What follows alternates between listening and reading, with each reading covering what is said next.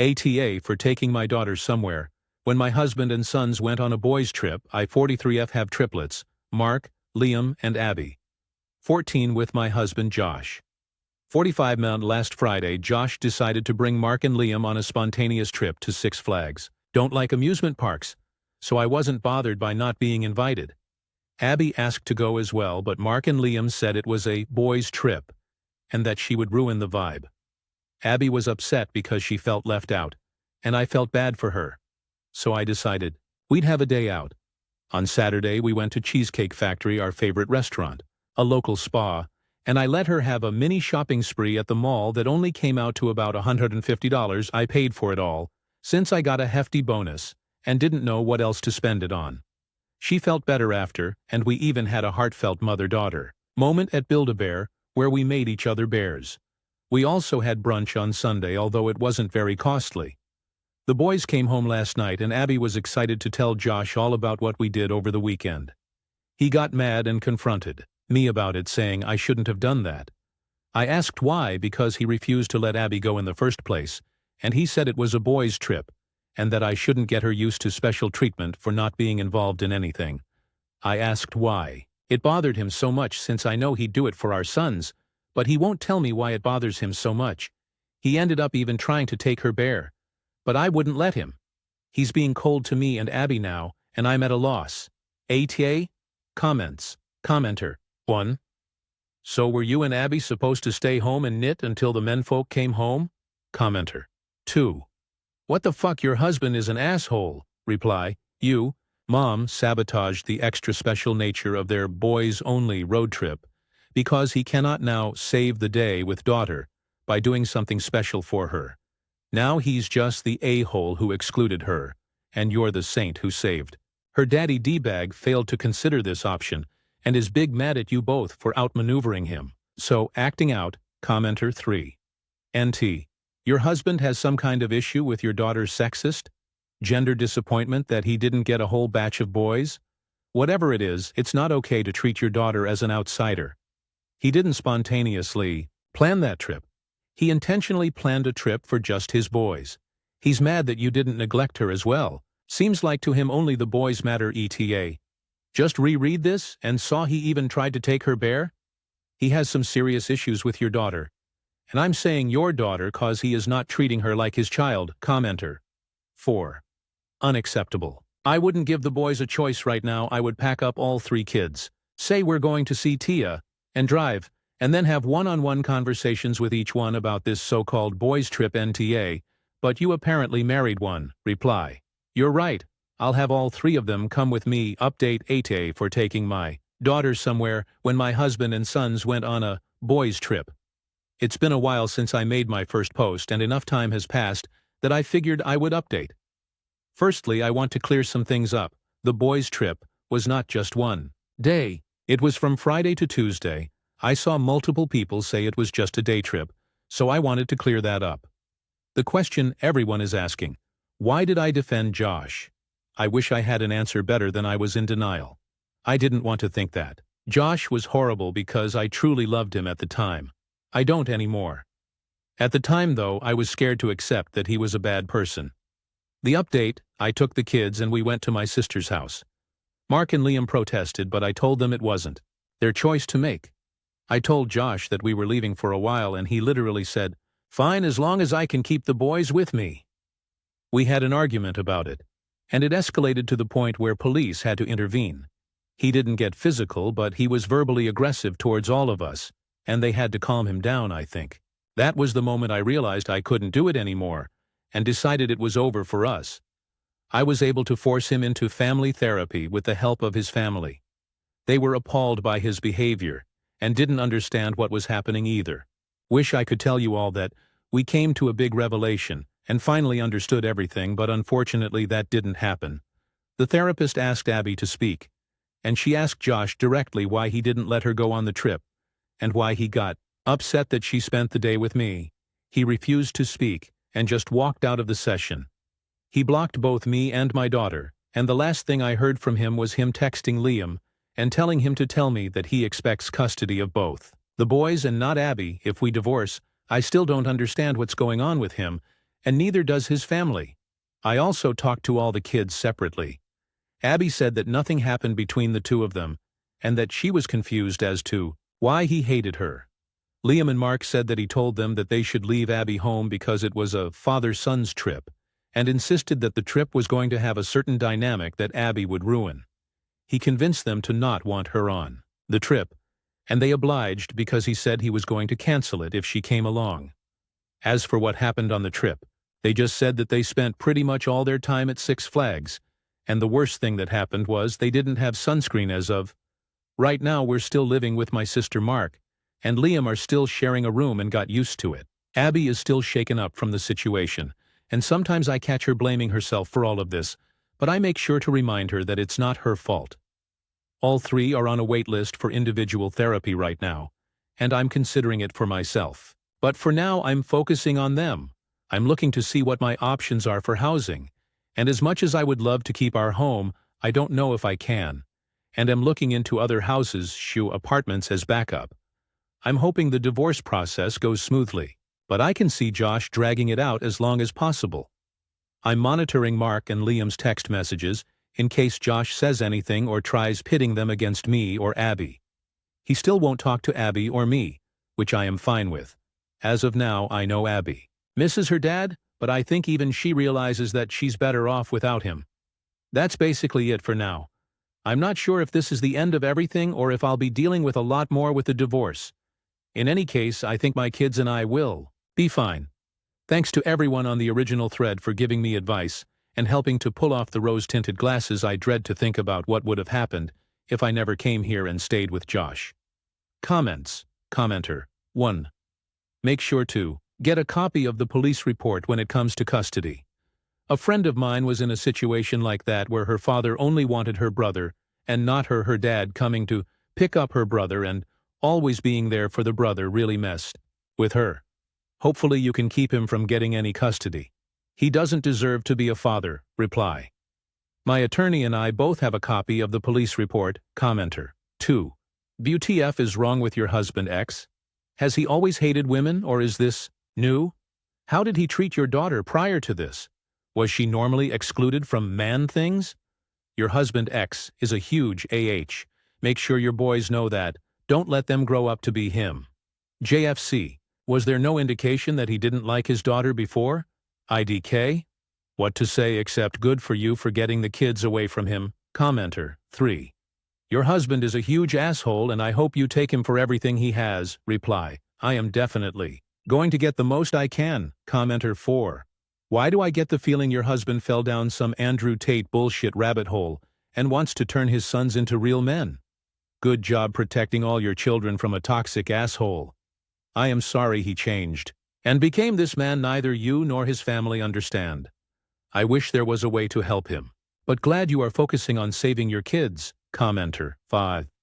My mother hated me, but loved my 3 siblings. Found out that it is not uncommon for a parent to single out a child for their hatred, but it screws with your mind and all your future relationships. Please try to make sure the boys know that it is partly their responsibility to help protect their sister from all bullies. Even if that bully is within the family, he's going to try to divide them and make the boys hate her like he does. Ask me how I know I wouldn't force her to be in her father's company, because it is hard for a child to be with someone and feel their hatred while watching them show love to their siblings. You all need some serious therapy to figure out how to manage this with the least amount of psychological damage to all 3 of them, and try to ensure that they are not divided up as part of the divorce. The judge speaking to their therapist should help with that. Stories number 2. Crazy coworker 26F is texting me 24M, telling me how much she is interested on me, trying to schedule to meet me after work, even though she knows I'm married and totally not interested. We work at the same office. She sits on the desk across from mine and is married as well as I'm, and recently we've been talking more with each other. But nothing out of the ordinary. I have a good relationship with pretty much everyone here, except for Carl. Fuck you, Carl, and your credit-stealing habits. Just cheap chat about regular stuff. How was the weekend? Look, this funny video. What do you think about this? That, etc. Then she started texting, telling me that she is surprised about how easy it is to talk to me, and how she enjoys how the conversation just flows. And I was, cool, Me too, you're nice. Last week I left my car at the auto repair, since the brake started to make a funny noise, and since she lives 2 blocks away from where I live, I asked for a ride home. We are on traffic going home, talking about regular stuff. Then she brings the subject again about how nice our conversations have been. And I agree, I have plenty female friends, so this is not uncommon for me. Then she starts talking about how interesting is that we have some different opinions about stuff, but we get along well anyways. And yeah, sure. This is when I noticed things got fucking weird. She then says she started looking at me differently, and that she's attracted by me and put her hand on my tight. I thanked her and told she's nice and good looking. But we're just colleagues. We're both married. I respect her, but I'm not interested, so no way anything is going to happen. The rest of the ride was an awkward silence. When I got home, she kept texting me about how we're getting along so well and stuff, how she is not in the best moment in her marriage, etc. Then I received a lot of Instagram notifications of her mass liking my photos. I replied the texts, trying not to be rude, saying that maybe she should use her energy and time to resolve the problems she is having at home instead of this. At this point, I think she is crazy, and the best way to avoid any problems is to just dismiss the crazy shit she is saying and keep it cool and distant. Since we work together in a 55-people company, she says it's not just physical attraction, and that she's jealous and can't stand see my wife's posts on Instagram with me red alert, and now she wants to meet me after work, or during the lunch break out of the office, to talk about things. I haven't told any of this to my wife yet, and I was not planning to do so, since she is way too stressed out recently with her job and some problems with her parents. So I'd like to know from the all-might and all-knowing Reddit, how to avoid this crazy lady getting more crazy and try cause problems at work and with my marriage? Wives of Reddit, if you were my wife, would you like me to tell you what's happening or just deal with it? My plan so far is to let her know again that I'm not interested. Just play it cool and dismiss what she is saying, slowly decreasing the number of interaction we have until everything fades into a regular co-worker stuff. Tell Dr. Crazy married female colleague wants me, but I'm just want her to stop being crazy. How to do that? Should I tell my wife stressed about other stuff what's going on, or just deal with it? Top comment, commenter. 1. You need to tell 2 people. Your wife, human resources, show them the texts, including your requesting that she stop contacting you, hitting on you. You need to tell your wife and HR because this could easily spiral out of control, and you need to be on top of the story. Also, you gotta trust your wife, man. Then stop talking to this coworker about anything that isn't directly work-related. Update. First of all, thanks for all the advice. Since it was the first time this happened to me in such a blunt way, I tried to handle it the best I could, but I was kind of lost about what to do. So thanks again. Your advices really helped me. Following your advices, I got home yesterday, asked my wife to sit down and told her what was going on. I showed her all the messages and explained to her in details what happened. She was really concerned, didn't get mad or anything. She was just worried that, using her words, that bitch would ruin your career and stress you out. So I told her I would talk to my boss and the HR next day, and so I did. I arrived earlier, scheduled the meeting with HR and my boss. He went pale. I told him I'd like to talk with him and HR together. Later he said he thought I would quit. Ha. I sat down with them, asked them to be prepared for a Mexican soap opera, and them showed them all the messages and explained to them all that happened. I told them I'd like her to be moved to another desk, and that I trusted them to discipline her, so she would stop harassing me. They listened very quietly, nodding between the sentences and doing quick question when in doubt. After I finished telling my tale, they said they would call her in to talk and address the subject, and that I could rest assured they would take all reasonable measures. I went back to my desk, got to work. I was going on a business trip to Ciudad de Mexico following week, so I'm pretty busy. Then I heard the BSCC phone, short for batshit crazy coworker, ring. She looked at me with suspicious on her eyes when she got up and went to talk to the HR. I tried to avoid eye contact and didn't express anything. 1 hour later she comes back crying. Get her purse and leave. Everybody in the office was, WTF just happened? My boss then called me into his office and told me what happened. They told her I told them what was going on. Then she made a whole dramatic shit show, telling she was in love with me and was fighting for what she thought was right, etc., etc., etc. My boss and the HR person dismissed her silly arguments and told her she would need to keep things professional and move to another desk. Otherwise, they would have rescinded the work contract and she preferred to get fired. So from now on, she no longer works with me. It has been 2 weeks and so far nothing related to the subject happened. So I guess my life is back the way I like it. Just peace and quiet, so thanks again for all advices. I think my thoughts were kind of clouded by this shit. You guys made me think clearly, so thanks. TLDR. Told my wife, she was awesome. Told boss and HR, they were awesome, crazy bitch was fired. Which is awesome, I have my life back. Peace and quiet, relevant comments. Commenter 1. They told her I told them what was going on. Then she made a whole dramatic shit show, telling she was in love with me and was fighting for what she thought was right, etc., etc., etc. Wow, this woman is mentally ill. No joke, she is completely detached from reality. If she's pulling shit like this when facing both her boss and HR, that is unhinged. Keep a sharp eye out. OP. She knows where you live and she's no longer constrained by the prospect of losing her job. Don't hesitate to call the police if she shows up. Commenter 2. This, OP, if possible have your boss and HR give you something in writing about what happened. In case you need it for documentation purposes with the authorities, you might also want to write out your own quick log of everything that happened. And while it is still fresh in your mind, check into what your legal options might be just in case. I know it sounds like overkill, but trust me, you don't want to let your guard down just yet. This woman is potentially dangerous. Commenter 2. I agree with all this. I would just add that the messages etc. she left should be kept too. Better to not need them than to regret trashing them. Reply. Guys, thanks for this. I think I've been a little naive believing this would stop now. Following your comments here, I wrote my logs, made a backup of all the messages, and requested the HR for a formal letter explaining what happened. I was considering going to a police station and check what I could do to get this registered, in case anything happens, but I don't think this is necessary. With all the other measures I took. Commenter 3. My question is, was she always this crazy? Or are you that good-looking and charming that you drove her insane that she couldn't have you? Commenter 4. I must admit he does sound completely adorable and charming. No wonder she fell for him. Reply. I've been working with her for 2 years, but we never talked much before this happened. So I cannot claim anything for sure. But before all this drama, she didn't let no craziness show up. Now about myself, you're making me feel embarrassed. I'm not that self-aware. Commenter 5.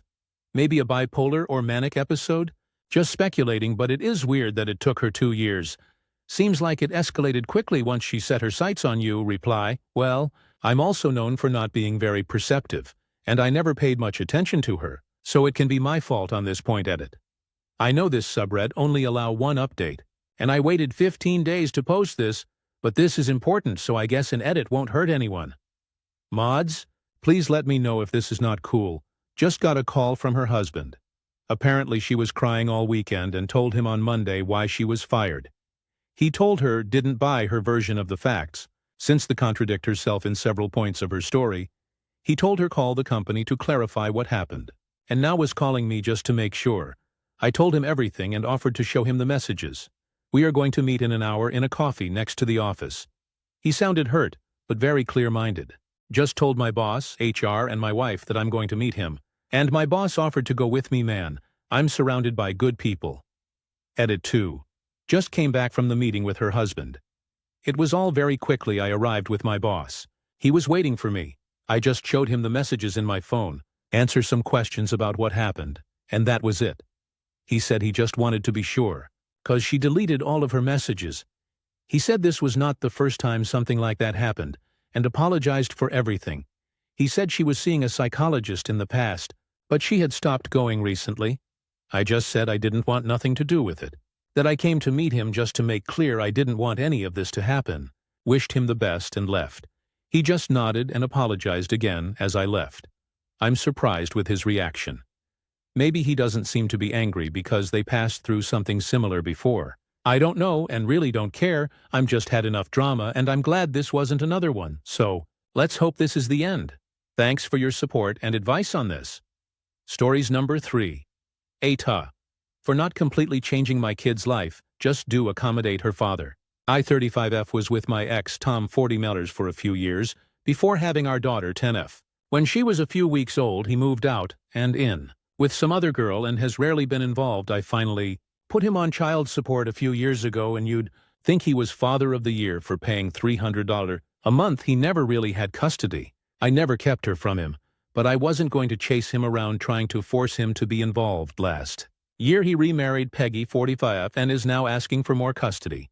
Obviously, I talked to my daughter's therapist and agreed to every other weekend for now. I'm not forcing my kid to change her life just because Tom now wants to play family. The problem is that Tom and Peggy's house is just miserable for my daughter. I'm trying to keep her positive about it, but honestly, they're just not the kind of people or behaviors she's used to. They yell a lot, don't care about hygiene or keeping a clean house.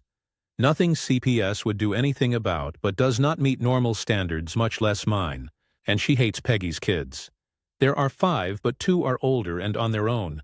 But she has a son 17, daughter 12, and a son my daughter's age, and they're basically feral. Just no supervision over there, always on their phones, so structure. Oh, and Peggy is an anti-vaxxer, so there's that whole situation. My daughter plays soccer and they were 45 minutes late to the game last weekend and didn't think it was that big of a deal. She was texting me freaking out that she'd be late, and when I called Tom he screamed at me for calling. Tom and Peggy also live out in the boonies. It's about a 25-30 minute drive from my house to theirs. I told him when he started coming around that I had no intention of driving hours or changing any aspects of our lives to accommodate him, and he promised it wouldn't be a problem. Now here we are, and he's saying we need to set up a meeting point or switch off handovers. I'm already pissed that my daughter needs to be in a car for so long just because Peggy needs to have a lot of property. I told him no way. He was the one that chose to live so far from us. He can do the driving, finally. His most outrageous request has been to take my kid out of her school. She got into our district's competitive magnet school. It's not easy, and we both worked hard for it. Me just filling out the forms and setting up meetings. She got in on her own merits.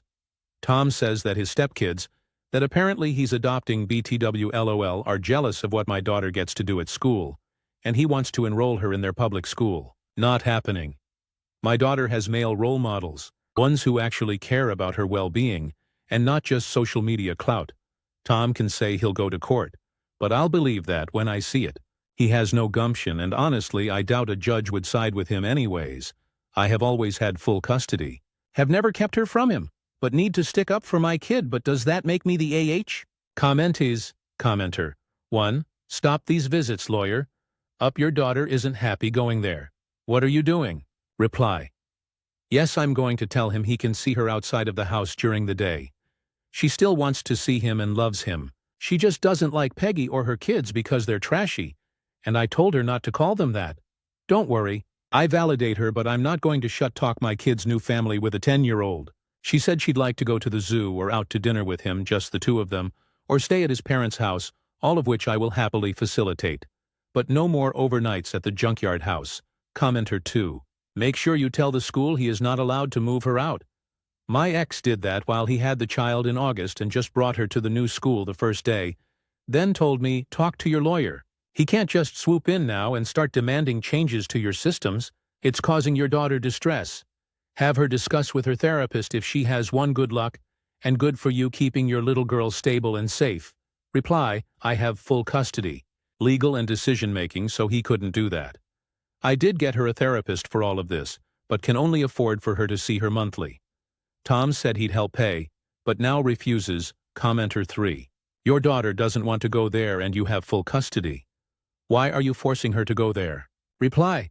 She originally wanted to, so I made it happen. Now she doesn't, so I won't force her to. Commenter 4. NTA lawyer up. It is possible that she can choose where she wants to go, but that is usually 15 plus in most areas. But mostly, document everything. Write down every refusal, every time he is late. Every time she says anything, it helps in the courts if it goes that way. Reply. Yes. I only talk to him from my number that records all calls. He refuses to pay for the parenting app. Stories number 4. Aita for not giving up my vacation days for my sister's wedding prep. I-26F finally got approved for a full week off from work next month. I've been saving my vacation days forever and planned a trip with my best friend. We booked cheap flights, Airbnb, And I've been so excited because it's literally the first proper vacation I've had since graduating. Here's the issue. My sister is getting married the same month. Her actual wedding day doesn't clash with my trip, but she asked me to give up my vacation so I can help with wedding prep. She wants me there for things like running errands, folding programs, and keeping her calm. Basically, unpaid maid of honor duties even though I'm not the maid of honor. I told her I'd absolutely be there for the rehearsal dinner, the wedding, and anything important. But I don't want to cancel my whole vacation just to spend a week gluing rhinestones on table cards. She got upset and told me I was choosing a trip over family, and now my mom is guilt-tripping me, saying, "You'll understand when it's your wedding. I love my sister, but I also love not burning myself out. Plus, I already spent money on the trip and honestly, I need this break." She has a whole bridal party, plus family and friends helping out. Why is it all on me? Now I'm being painted as the selfish sister who doesn't care about the most important day of her life. I feel guilty but also annoyed, so Aita for keeping my vacation instead of using it to be my sister's unpaid wedding assistant? Comments. Commenter 1. You go enjoy your vacation. Tell her she is being entitled. Reply, thank you. That's exactly how I feel. I just wanted 1 week to relax without turning into a wedding intern. Commenter 2. Go on your vacation. She's going to have you doing grunt work that's too lowly for her bridal party. Her wedding is her big day and not yours. You don't have to prep for her wedding. That's not your job. Reply, exactly. That's what I was thinking. I don't mind helping a little, but she basically wants me as free labor. I just want 1 week to breathe without being on wedding duty. Thanks for making me feel less guilty. Stories number 5. Wibta. If I invite my ex-fiancé's dad to my wedding, I was with my ex-fiancé for 5 years. When we were just months into our relationship, I lost my dad in a car accident. He was the only parent I had left since Mom passed when I was 12 to breast cancer.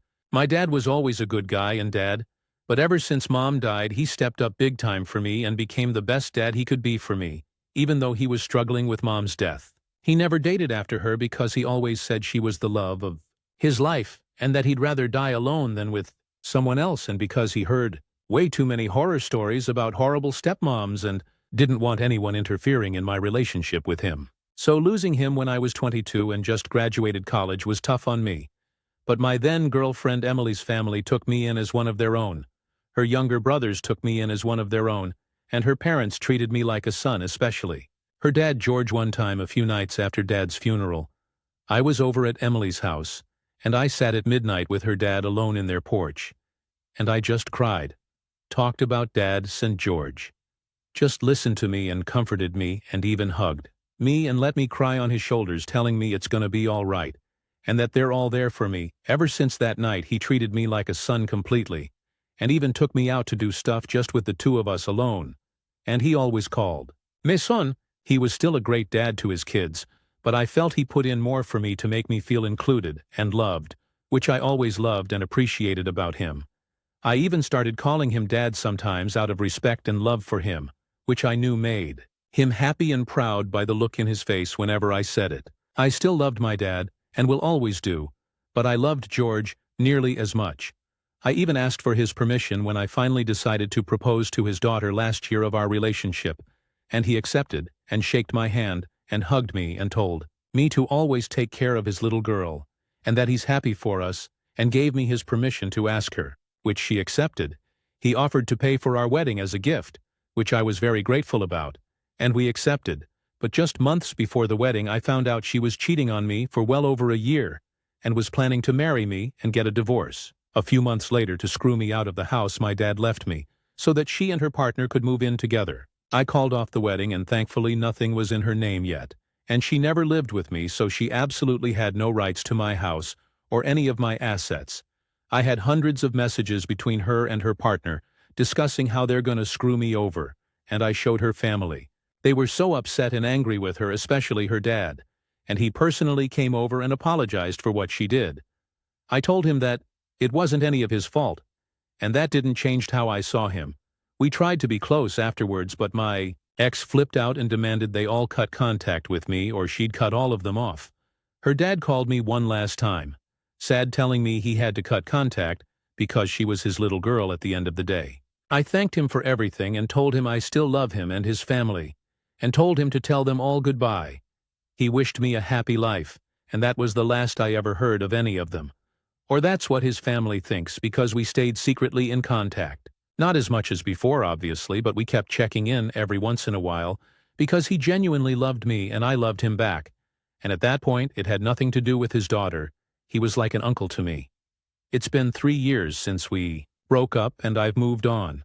And months later, I started dating one of my closest childhood friends' little sister, who's a widower and a single mom of 2 beautiful little girls, after her brother pushed us into it, saying we'd be perfect together. Her late husband passed away 5 years ago in a car crash while she was still pregnant with their second daughter, which made me closer to the girls since I lost my own dad.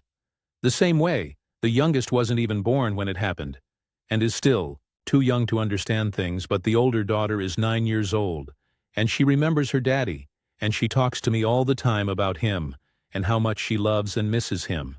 And she asks whether he's in heaven right now, and I tell her off course, and he's looking down at her, and that he's so proud of her and her sister, and she always gets so happy. 2 months ago, with her father's approval, which is a cultural thing here, I proposed to her, and she said yes, and we kissed and cried. The girls were with us, and they were so happy and excited, and were clapping for us. We've been planning our wedding, which is next month, and we're finalizing our guest list. And honestly, I want to invite George because he stayed in contact and was happy and supportive of me when I got with my fiancé. But I know that it's gonna cause so much drama. But honestly, he's really one of the few people that I have left, that are family to me, and I want him there. My fiancé is completely aware and supportive of our relationship and friendship, and says it's completely up to me. Would I be an asshole if I quietly invite just him, or would it be too far and awkward? Any reasonable advice would really help. Thanks. Comments. Commenter 1. I absolutely think you should invite him. But I would tell him first and ask him where he wants you to send the invitation. Maybe to avoid drama, he wants it sent to work or somewhere else. You don't mention his wife, but it's standard good manners that you invite spouses, so she would be included in the invitation. It's up to them to decide if they accept, and if they both attend, or only one does, I wish you only the best. Congratulations on your upcoming marriage. Reply. Thanks. That's probably what I'm gonna end up doing. His wife was so nice and sweet to me, and he always says that she asks about me sometimes. Commenter 2. Ask George. Tell him you want him there, but you understand he has to put his family first. Ask him to come. Ask him if it is appropriate for an official invitation. He sounds like a wonderful man. Reply. I already talked to him, and he said he'd be honored to come, but would also understand if I don't invite him. Commenter 3. I don't understand the point of your post. You already talked to him. He said he'd be honored to be there. Asked and answered. Reply. On one hand, I want him there because he's the closest thing I have to real family, because I don't have any uncles or aunts or grandparents, and obviously no parents. And on the other, this might start some drama. Commenter 4. Looks like he already answered that concern in your comment above. When he said he'd be honored to come, I think he understands the risks, sees you as a son, and would love to attend, but doesn't want to pressure you. Probably because your fiancé may be uncomfortable with your ex's family coming to your wedding. Since she understands and supports you, invite him. Tell him you understand. If he can't make it for family reasons, and leave it at that. Good luck. I'm glad you two have kept a relationship going, even if not as frequent. You obviously mean a lot to each other. He's a great guy. Reply. He said he'd be okay with whatever I decide, but I still don't know what to do. Update. So pretty much all of you suggested I invite him over and just see what happens. And honestly, that's what I was planning to do. But you all just gave me the courage to do it, and I did it early this morning. Thanks to all of you. So I texted him good morning. When he responded, I asked whether we could talk on the phone, and he said of course. And so I called him. After some small talk, I told him that he's under no pressure, and that it's completely up to him, but that I'd love for him to be there at my wedding, not just as some guest, but as a close family member. I told him that the invitation is open to him and his entire family, including his wife and the boys, and even my ex if she wanted, since if it meant he'd be there, then I'd be open to it. He got emotional and wished me a happy wedding and said he's honored that I still respect him that much, and promised me that at least he'd definitely be there for me but wasn't sure about his family, and that he'd get back to me about it. A few hours later he called me back, excited, saying that he talked with his wife and family and that they're all coming. He said that my ex has no problem with it, and actually told him to wish me good luck. He then invited me over to their place for dinner later tonight, because she wanted to apologize for how things went between us, and he told me to bring my fiancé and the little girls over because he and his wife wanted to meet them, especially the girls because she loves children. I was so happy to hear that, and told him I'd ask her if she was comfortable with it. And he said, of course. I talked with my fiancé about everything. And she's been so happy for me because she knows how much George means to me. And she agreed to go with me and the girls tonight. I went and got one of those chocolate gift baskets with a nice whiskey bottle inside and an official invitation. Thanks to all of you. Comments. Commenter 1. I think you handled this with so much grace. Inviting him, not just as a guest but as family, was such a powerful gesture. Glad your fiancé is so supportive too. That makes all the difference. Reply. She's the best anyone could ask for, and I still don't know how I managed to get someone so beautiful inside and out. Commenter 2. Great news. Just out of curiosity, how did things turn out for your ex? That was a really scummy thing she tried to do to you. Is she still with the guy she cheated and plotted against you with? Reply. Yay, they're married now. Actually had their wedding the same day ours was supposed to happen, since most of the deposits for the venues were already paid, and they were non-refundable anyways.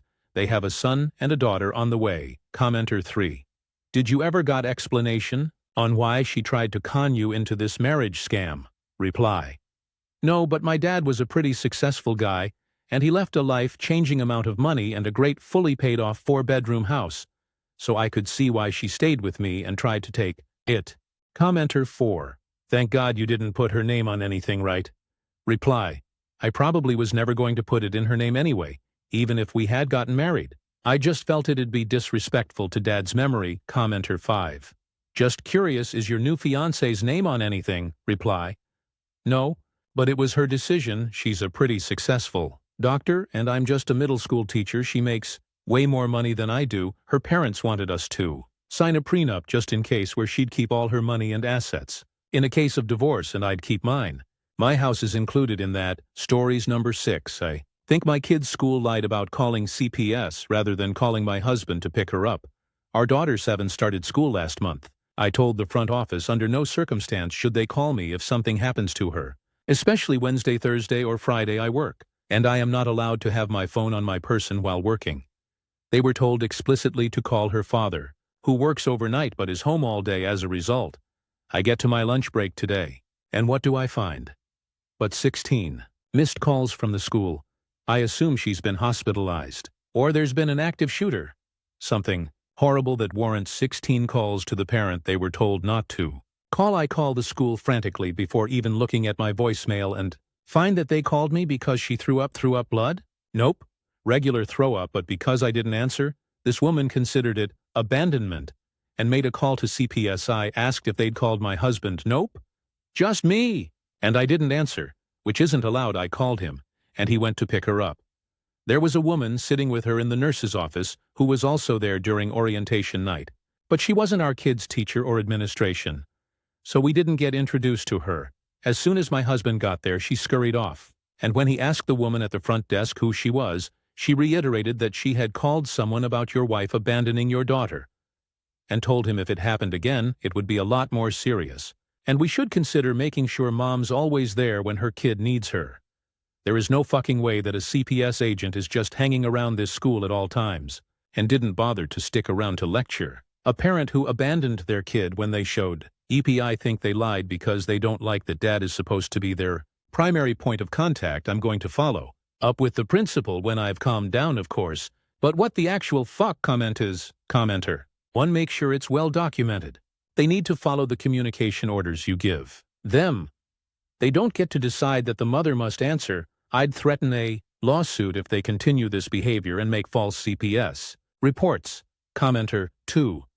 Refusing to call the other parent because she didn't want to should be grounds for termination. Calling CPS Claiming abandonment was a lie, and that should also result in termination. As a mother, I won't judge you if you end up cussing her TF out. Commenter 3. Oh hell no. Your child has two parents. They have to be unable to reach both parents to claim abandonment, not just unwilling to call dad because misogyny. Mom should be available? What year is it? And this after you left clear specific instructions. Absolutely make that complaint. You're right. And this is ludicrous. Commenter 4. Is it documented that you are unavailable for those 3 days? Or is dad listed as the primary contact? Reply both. It was all written down explicitly when we were filling everything out. He's the primary, and I'm secondary with special instruction. Her grandmother is the emergency contact, and also wasn't called. Stories number 7. AIO for wanting my boyfriend to back out of a destination wedding. He's the best man for because I was uninvited from the wedding. My boyfriend, 35M, is the best man for his best friend's wedding in a few months. I, 31F, was originally invited to this wedding as his +1 as well. The wedding is a destination wedding at an extremely expensive resort. All flights and hotels for both of us have been booked and paid for already. I have met the bride and groom to be a handful of times, have always been friendly with them, and was invited to attend their joint bachelor trip as my boyfriend's +1. I attended the weekend trip and had a great time getting to know everyone that will be at the wedding and was really looking forward to seeing everyone again at the wedding. I never felt any sort of animosity and came out of the weekend thinking everyone had a great time partying with each other. Turns out the bride felt some type of way about me and has uninvited me from the wedding. I have not had any conversations with the bride or groom, but my boyfriend received the news from the groom. From what I heard of the conversation, it seems like the groom doesn't agree with this fiancé and was really uncomfortable to deliver the message, but his hands were tied. My boyfriend has received details on what happened to make the bride feel that way towards me, and we both agree that it's a ridiculous overreaction and a huge misunderstanding. Long story short, the bride felt as if I didn't make an effort to make her feel special and was trying to take her spotlight. My boyfriend contacted the other friends who were there that weekend as well, and everyone is agreement that this is an overreaction and misunderstanding. The thing that bothers me the most is that everything that was listed out that I was doing to make her feel that way, everybody else was doing it as well. But yet it seems like there was a magnifying glass on me and she has a vendetta against me for some reason. My boyfriend thinks it was a series of unfortunate events that started at a house party a few months ago when I beat her in Mario Kart and everyone was cheering for me. I voiced to my boyfriend that I'm more than willing to have a conversation with the bride to clear the misunderstanding, to try and get her to change her mind, but at the same time, I'm not really sure I want to go to this wedding anymore anyways, as I would hate to be somewhere I'm not wanted. My reasoning for going would more so to be there to support my boyfriend and enjoy the vacation with him. That being said, I shared with my boyfriend that if the decision stays and I am uninvited, I would be upset. If he still decided to go without me, I may feel differently. If 1, it wasn't an expensive destination wedding that takes away valuable vacation days he doesn't have a lot of, or 2, we were in agreement that my actions justify this decision in any way. For me, him attending without me feels like he's agreeing with the decision and is choosing to stick by his friend over sticking up for me. AIO for wanting my boyfriend to back out. Edit. Wow, this got way more traction than I ever imagined it would. Thank you all for taking the time to share your thoughts and insights. It's been really helpful for me to read through and help process my emotions. This was all super fresh news when I wrote this out this morning, and I've had some time to process. I think my next step will be to reach out to the bride to have a talk with her and see exactly, from her perspective, what went wrong that led her to ultimately make the decision to uninvite me. It's been a game of telephone so far, so it would be helpful to hear it from the source. I plan on apologizing to her during this conversation, because even though it may seem like an overreaction and misunderstanding to me and others, what she felt was obviously real, and real enough for her to make this decision. My hope from this conversation is that we can at least be cordial moving forward and be friendly for the sake of our men. Even if we won't ever be true friends, we'll post another update once we've had the talk. Thanks again. Reddit Edit 2. I've had another night to think about the situation, reading through this thread, and it is really split 50-50. Seeing the different angles of everyone's insight has been super helpful. I am going to talk to my boyfriend tonight and mention that while my feelings of being upset are valid, it's not on me to dictate whether he should go to the wedding or not. I am understanding of the situation and realize that he should be there to support his best friend through this important life moment. He has made it very clear, to me as well, that he would be attending to support his friend specifically. Do agree with most of the comments here telling me that I should just go on the vacation with my boyfriend and have him minimize his time with wedding duties to the necessities. Only I will bring this option up with him, and hopefully we're able to come to an agreeable compromise that leaves us both feeling heard and understood. Edit. 3. I told my boyfriend that I plan to reach out to the bride to hear her side of the story and apologize for any wrongdoings on my part. But he told me that he doesn't think it's the right time right now, as the groom has been going to bat for us and bride has been crying a lot, so I'd like the dust to settle. I guess at this point I'm kind of at a standstill and waiting for a final decision to be made by the bride. The wedding isn't for another few months, so we have some time to hopefully settle this, be on good terms, and maybe even look back and laugh at how ridiculous this all was one day. This will probably be my last update for a while until there's an actual update to give. Once again, thank you to everyone who took time to give your insight and share your wisdom. I was pretty 50-50 about my thoughts, and seems like the internet is too. Hearing both sides has definitely been helpful for my thought process. Relevant comments. Commenter 1. Just go, and don't go to the wedding? Reply. We've discussed this option as well, but since he's the best man, he would be preoccupied with wedding stuff. Welcome party, rehearsal, the actual wedding ceremony, reception. I would be alone most of the time. Commenter 2. This is tough. But I agree with you. Him still going would make me feel weird. I get it's not who he's showing up for the groom making the decision, but still, how did your boyfriend react when you said you'd be upset if he still went? Has any money already been spent on your or his end to attend? Reply. My boyfriend has paid for both of our flights and hotel bookings already. The groom has said that he would pay him back for my portion, as he feels bad about the whole thing. He felt that it was unfair for me to put him in an impossible position to pick between me or his best friend. From my perspective, though, I'm not asking him to not be friends with his best friend. I just don't want him going to the wedding if I'm not invited, as much as I get why the groom has to take his fiancé's side. I think the groom should understand why my boyfriend would decide not to go if I'm not invited. How long has OOP and her BF been dating? Reply. We've been dating for 8 months and are living together. I know we haven't been dating an extremely long time in a traditional sense, but we're not adolescents and have every intent of marrying each other in the near future. Families have met. It's a commenter. 3.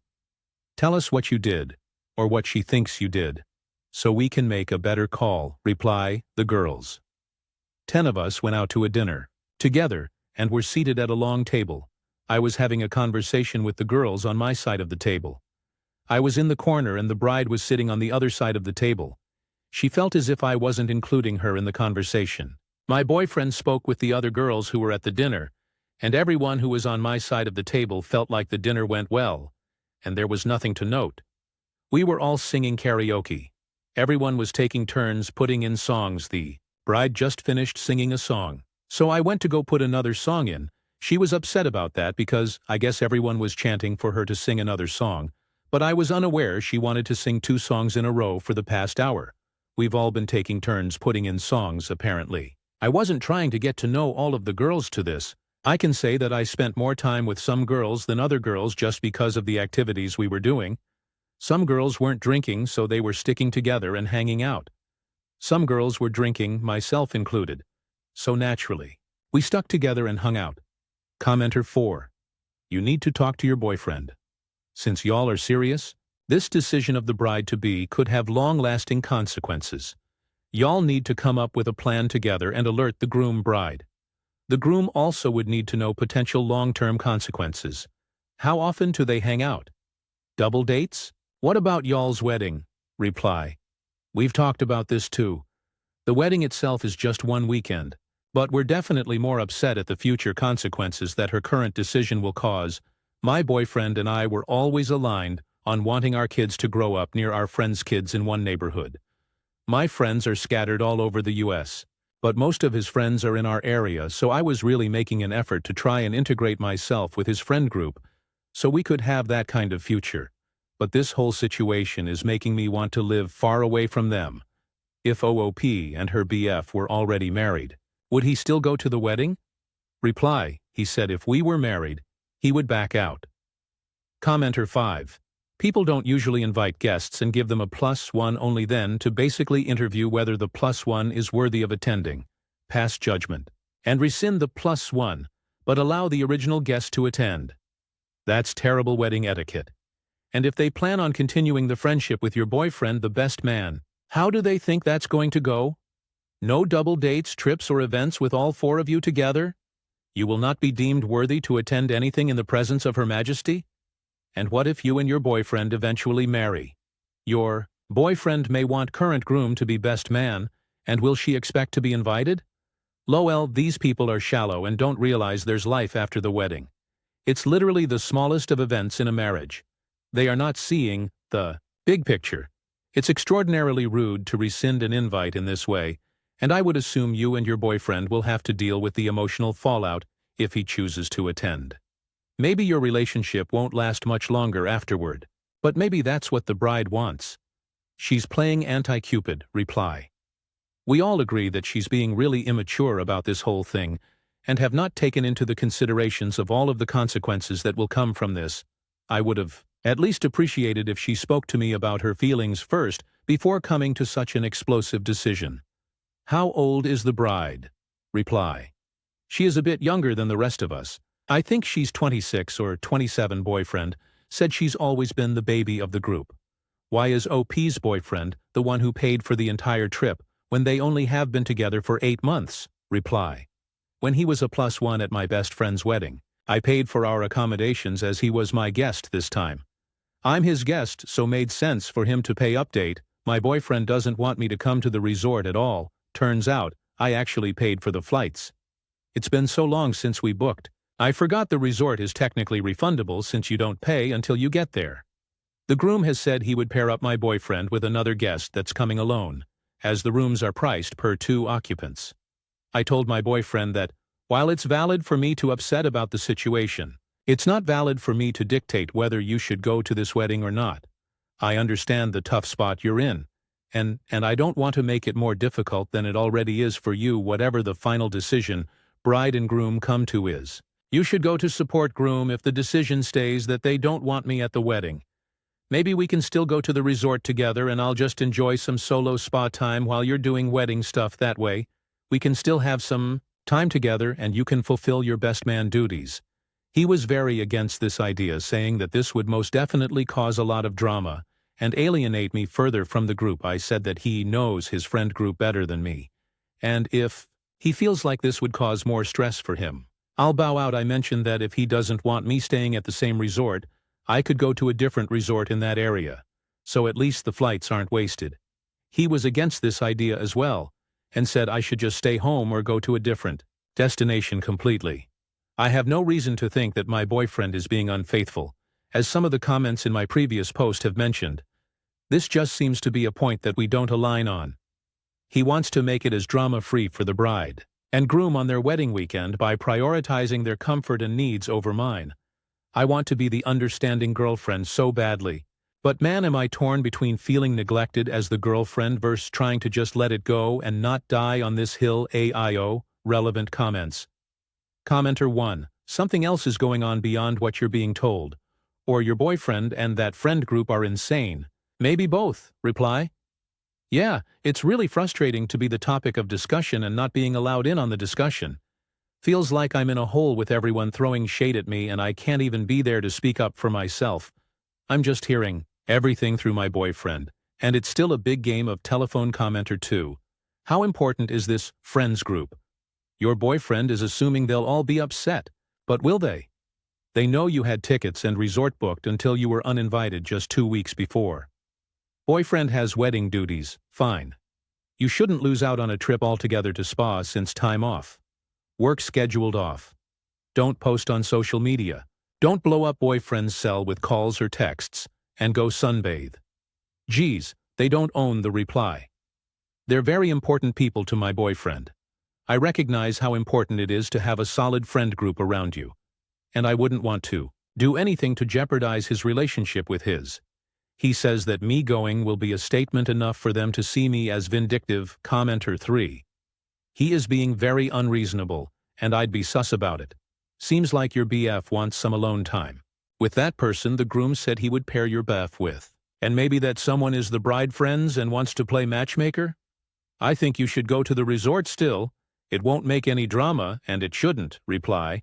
I asked who he would be paired up with, and they're both guys that I know. I have no reason to suspect that he would be doing anything sus if he's there alone, so I'd rather not spiral down that road.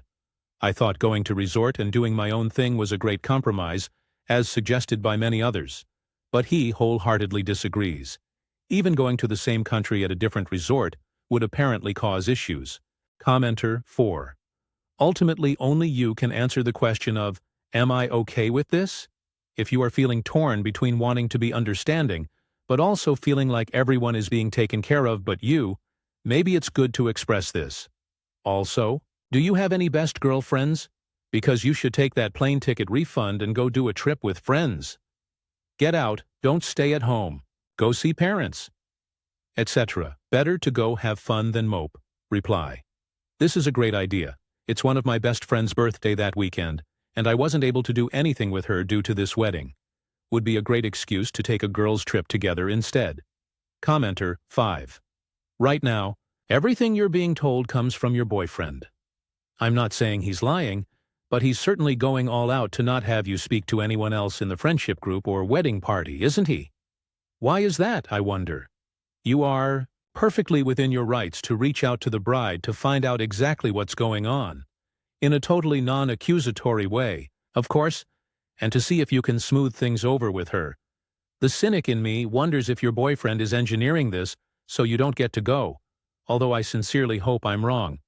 You don't need his permission to speak to the bride, and it could at least clear the air prior to the wedding because, as it stands now, you will never be able to be around these people again without there being some kind of animosity.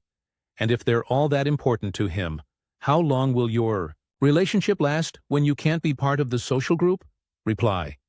I know I don't need permission to reach out to the bride myself, but he's made it clear that now's not a good time, and I'm keen on not making the situation worse. I will probably reach out to the bride in a week or so to get some clarification myself.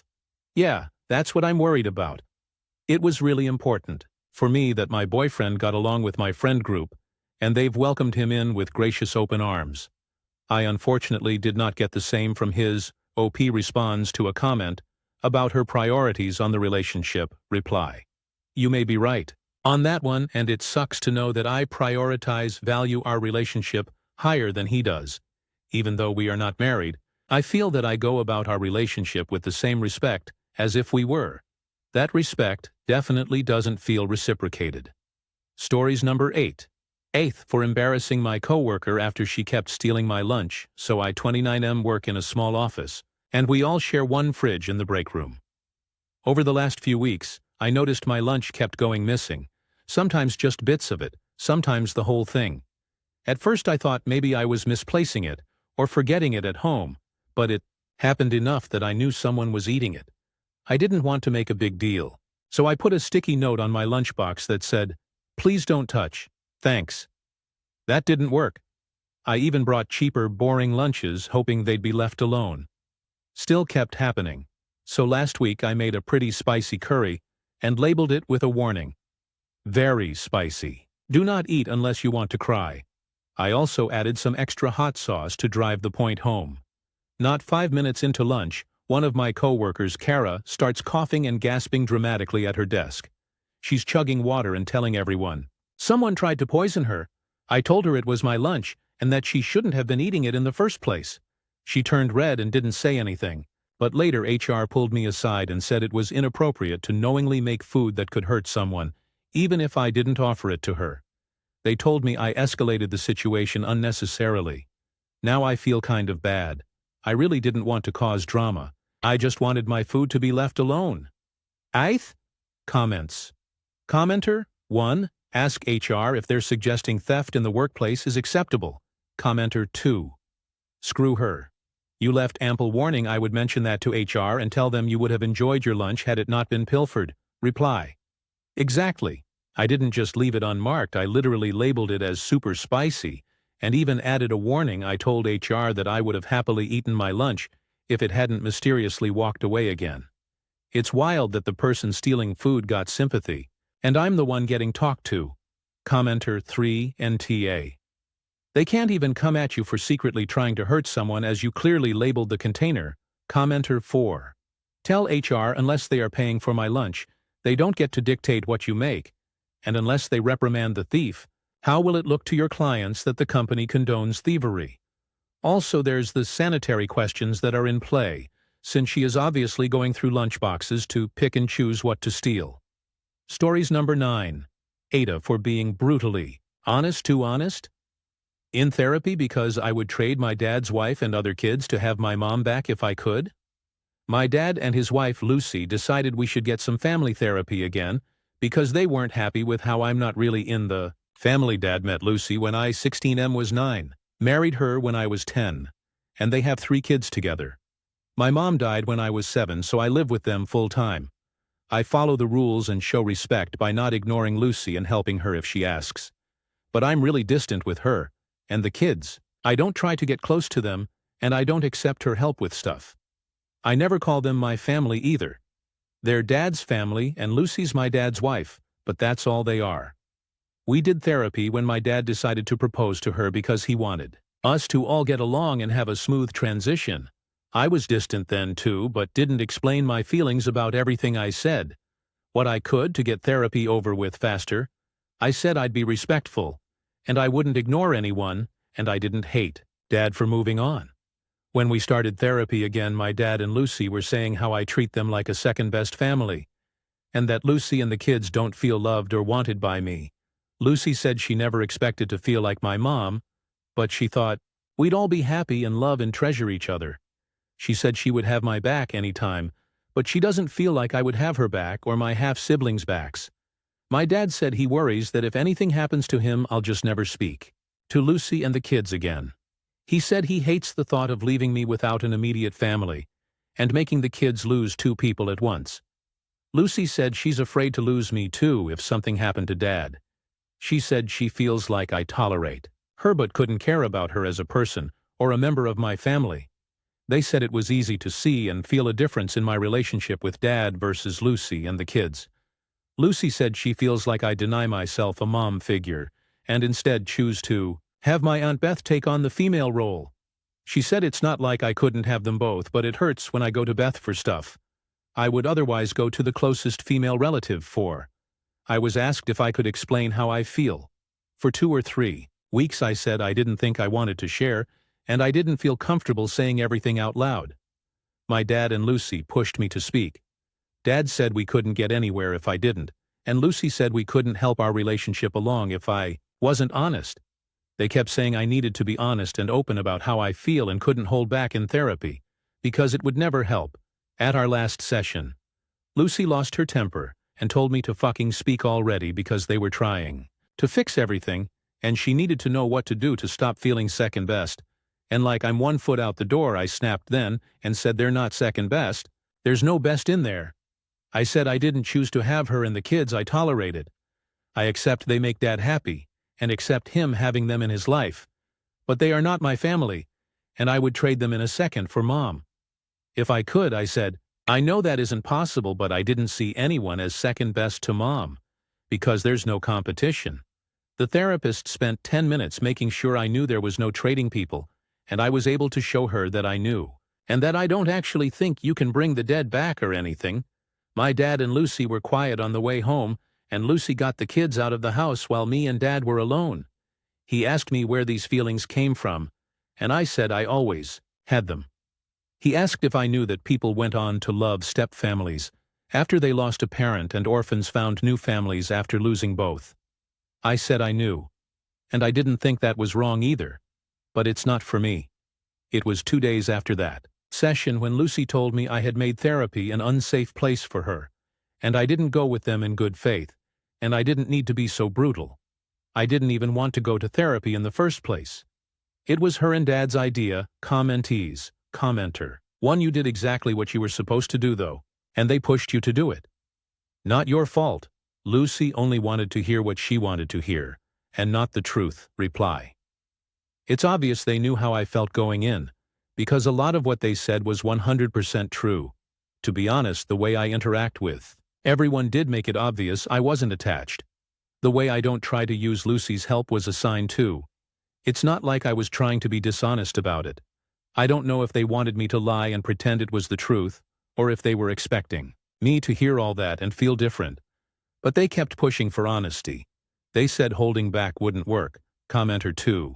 Hey, I just wanted to say that losing a parent is a difficult experience, and that grief is something that a lot of people aren't good with.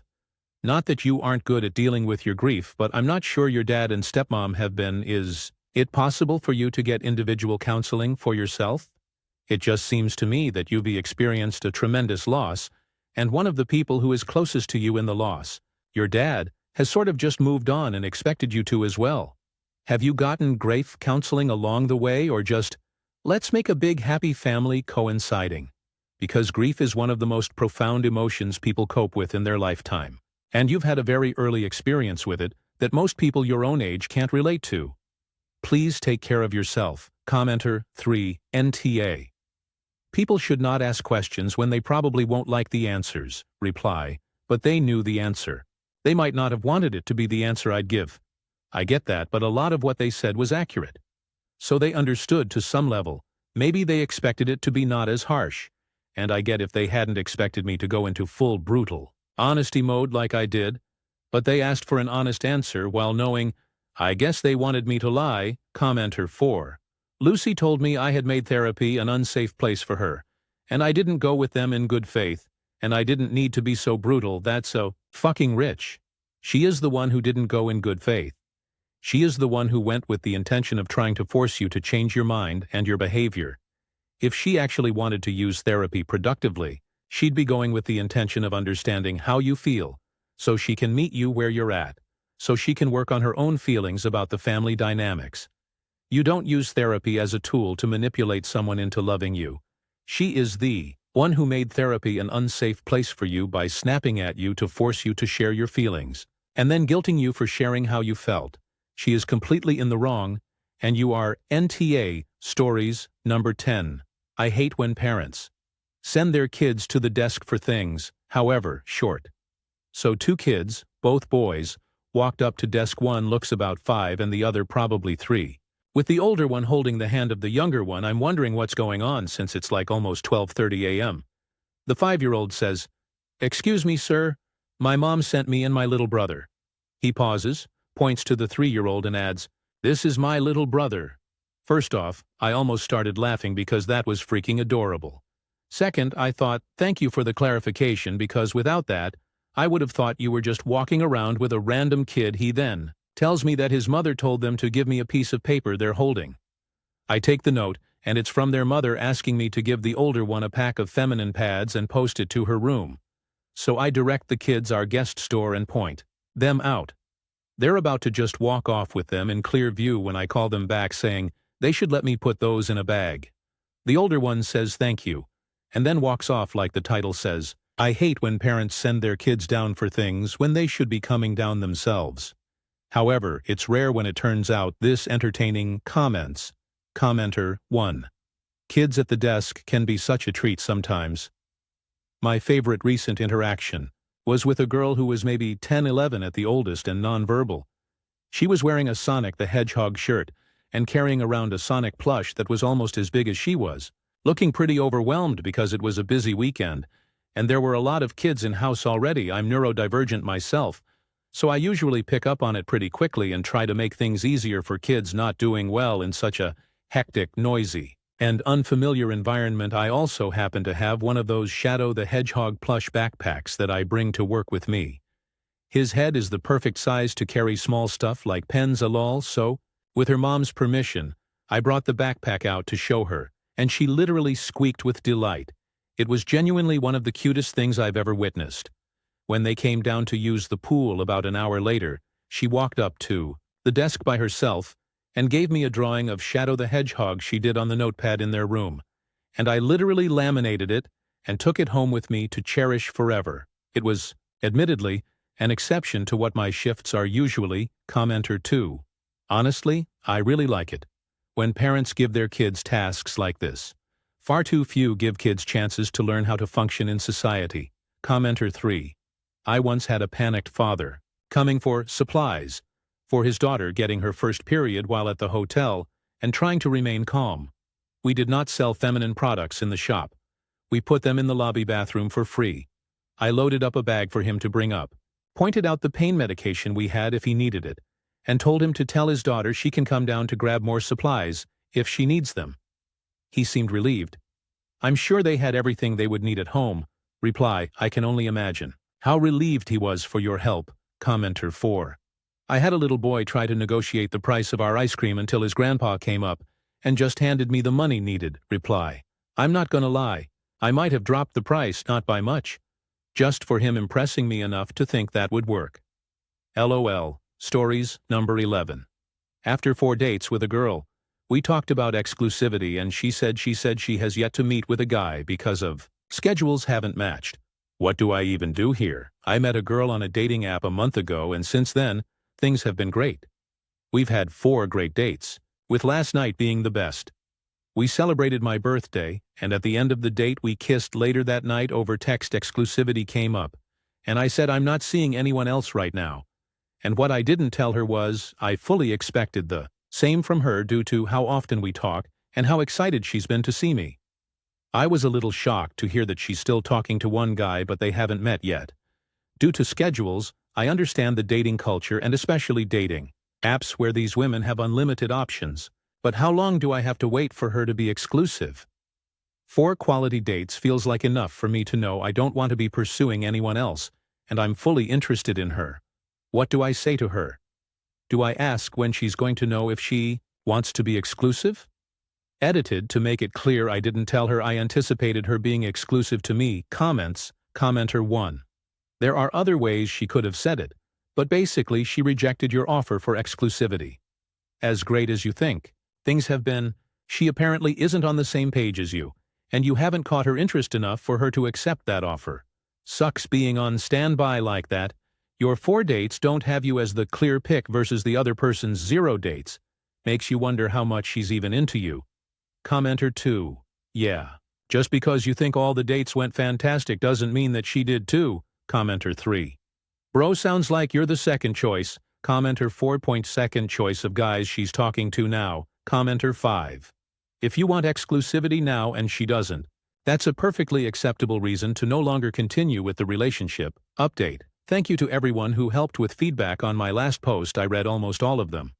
For those that don't know the backstory, basically I've been on 4 dates with a girl, and she is showing a ton of interest and effort. It's been a month and I have no interest in pursuing anyone else, so I asked if she was seeing anyone, to which she said she was talking to a guy for weeks, and they still haven't found time to go on a date, but she plans to. Here was my response to her. I really appreciate the honesty. I would be open to only seeing each other from now on, as I've really enjoyed our time together and look forward to more. But I also realize that we still have a lot to learn about each other. I am okay with each of us exploring other options and revisiting this convo later down the line. So basically, I didn't shut it down, but I also let her know I'm not going to be exclusive if she isn't. To be honest, the fact that she's waiting on another guy to plan a date for weeks just kind of puts me off, and I'm losing interest pretty fast. I've already found myself pulling back and ignoring her texts for a while. Comments. Commenter 1. I'm a little old-fashioned. When a gal says she's waiting out for another man, I respect that and move on. Commenter 2. Same, fact that you've been on 4 dates, and she waiting on a guy she never met. I say move on. Please tell me you didn't pay for all 4 dates. Commenter 3. I think we all know who paid all 4 dates. Lol op, I would move on. Your life, man. Better women out there for you. This one aren't it? Commenter 4. If it was me, I would walk away. For the fact that she's waiting for weeks for that guy while having been on 4 dates with you, it shows that her interest is higher for the other guy than you. Commenter 5. And as another poster pointed out on the previous post, the other guy's interest in her isn't very high, and that's why they haven't gotten a date on the schedule. He's prioritizing dates with others. She will figure it out late, and OP should move on in the meantime.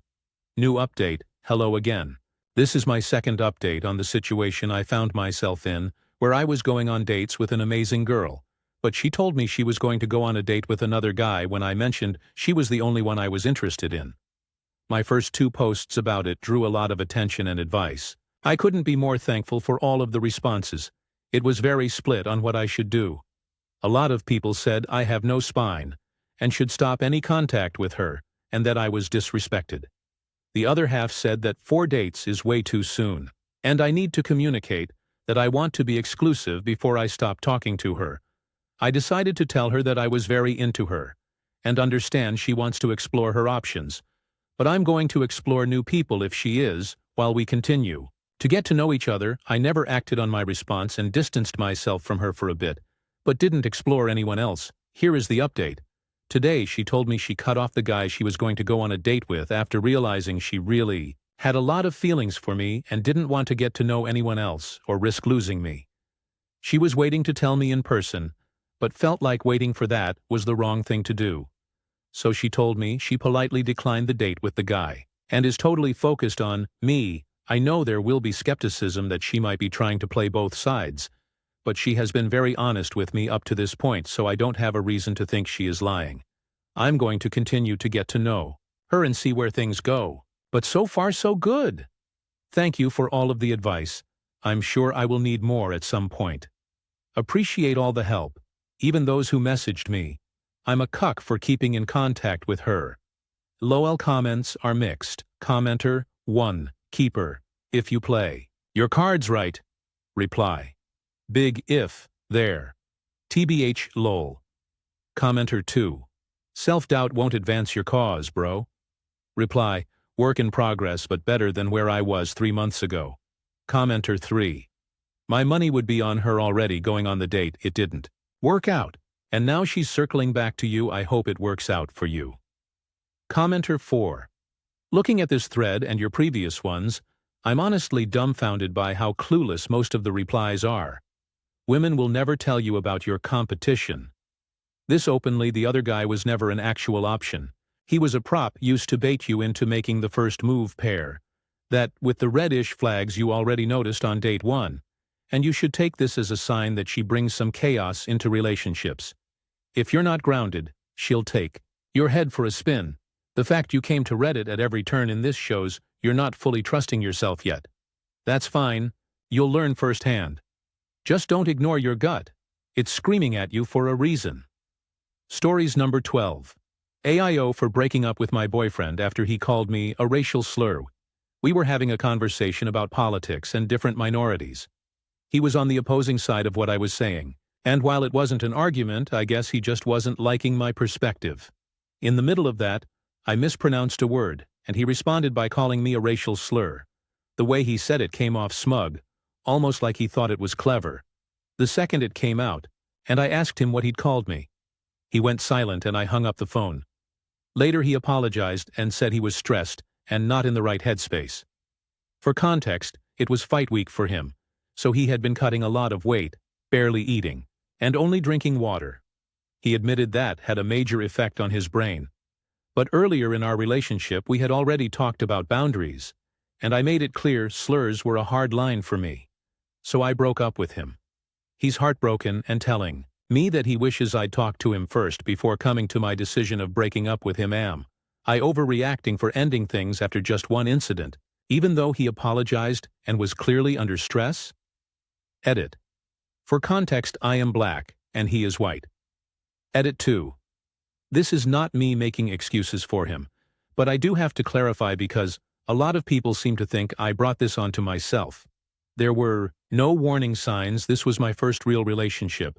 And on top of that, it was with someone whose culture I didn't share. I didn't set the boundary because I thought he'd do it. It came up in conversation and I let him know my opinions on it, which ended up being a boundary. I did leave less than 24 hours after he said what he said. The conversation we were having was not heated. I thought it was calm. The word I mispronounced was Caucasian. Comments. Commenter 1. Genuine question, because I can't be the only one curious. What was the slur? Commenter 2. I wish a MF would happen to me all the time in high school. I was one black kid out of maybe 8 kids in my grade. Thought it was especially funny to throw around the gamer word. Sure, they'd call each other awful names too. But the second one of them looked me in the eye and called me that as a joke. Took that shit to everyone I could, teachers, principal, admin.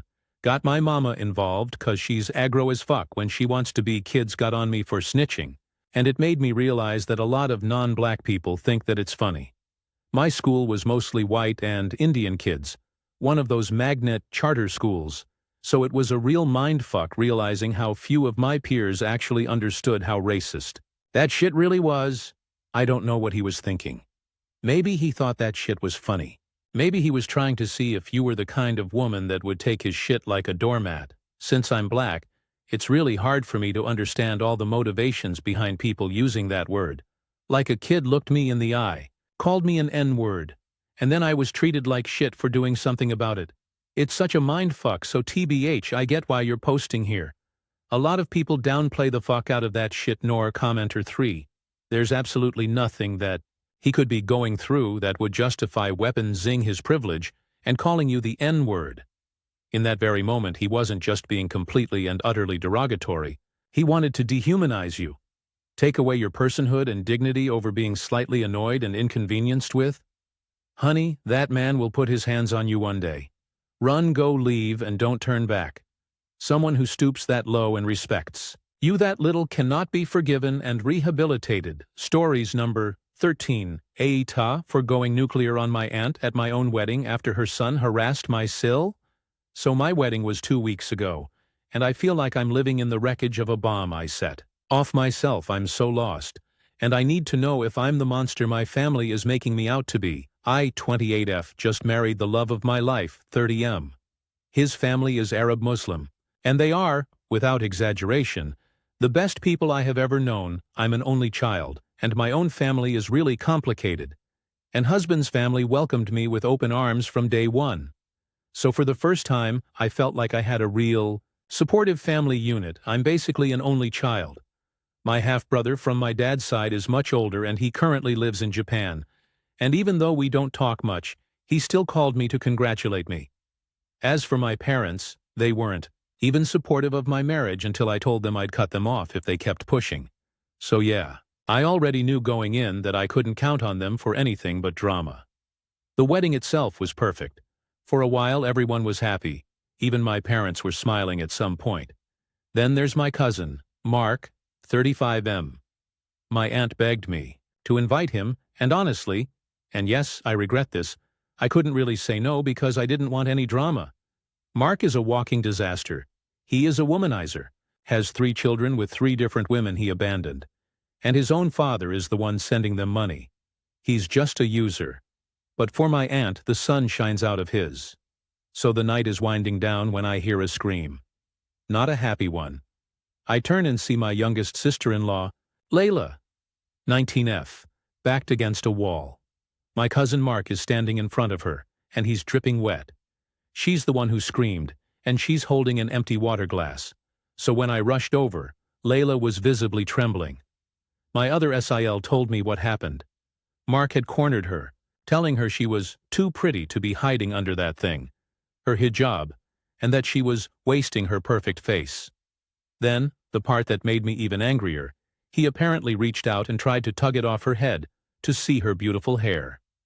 Backstory: my sil had a traumatic accident years ago, and ever since then, she's been uncomfortable around men. Even hugging her own dad and brother took years of patience and trust. So for her to be cornered at my wedding by my cousin, telling her to take off her hijab, saying she was too pretty to be covering her hair, and pushing her like that. She was literally shaking. My older sil, who is a force of nature, was already there and getting in his face. It was about to get physical. My father-in-law calmly stepped between them, looked at Mark, and said quietly, but with absolute finality, "It is time for you to leave my son's wedding." I thought that would be the end of it and was ready to console Layla. But then my aunt, Mark's mother, stormed over. "You can't kick him out. He was just joking with her." She's being too sensitive. First it was, he was complimenting her. Then it became, he was just joking.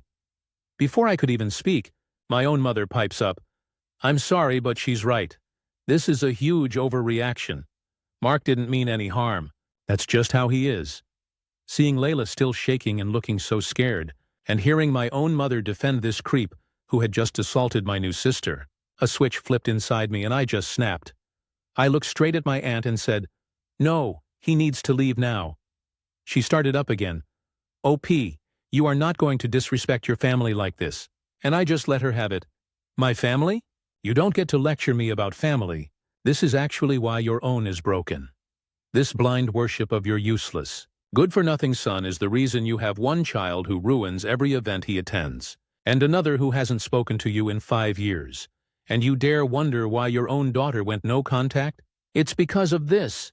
Because you will always choose him over the people he hurts, so yes, he is leaving and you can leave with him if you want. The entire area went dead silent. Then my aunt started crying and stormed out with my cousin and my parents, trailing behind after they gave me one of their classic, "You are a disappointment" looks. My phone has been a nightmare since. Texts from my parents calling me cruel, vicious, and saying I used a family tragedy, my other cousin leaving as a weapon, telling me about how my aunt has just been sending them messages about how I broke her heart. My husband had been supportive. He kept telling me I was just defending Layla and that my family showed their true colors. But I can't get rid of these moments of guilt. Mark was 100% in the wrong. I've already cut him off. I don't want him anywhere near me or my husband's family again. But the part I keep thinking about is what I said to my aunt.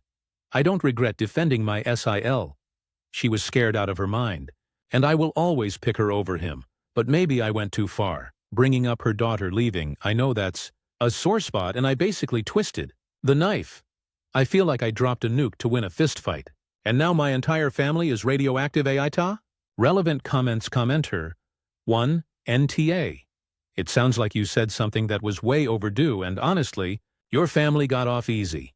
Your cousin physically assaulted your sil. Don't look back. You did the right thing. Reply. I keep telling myself that I did right by her, and by my new family, but I'm really not that strong. Fear. Commenter 2.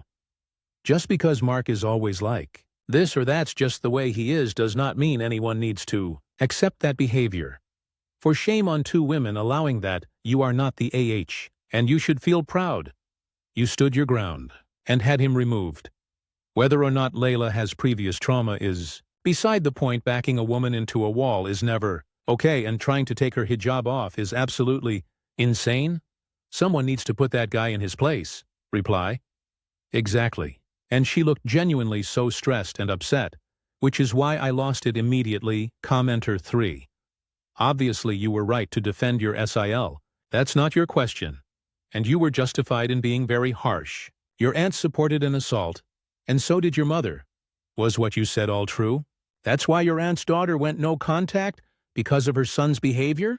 If you said things that weren't true because you were angry, then that's something to admit. If it's true, then IMO, you've done nothing to regret, and it's a pity more people aren't telling your aunt the truth.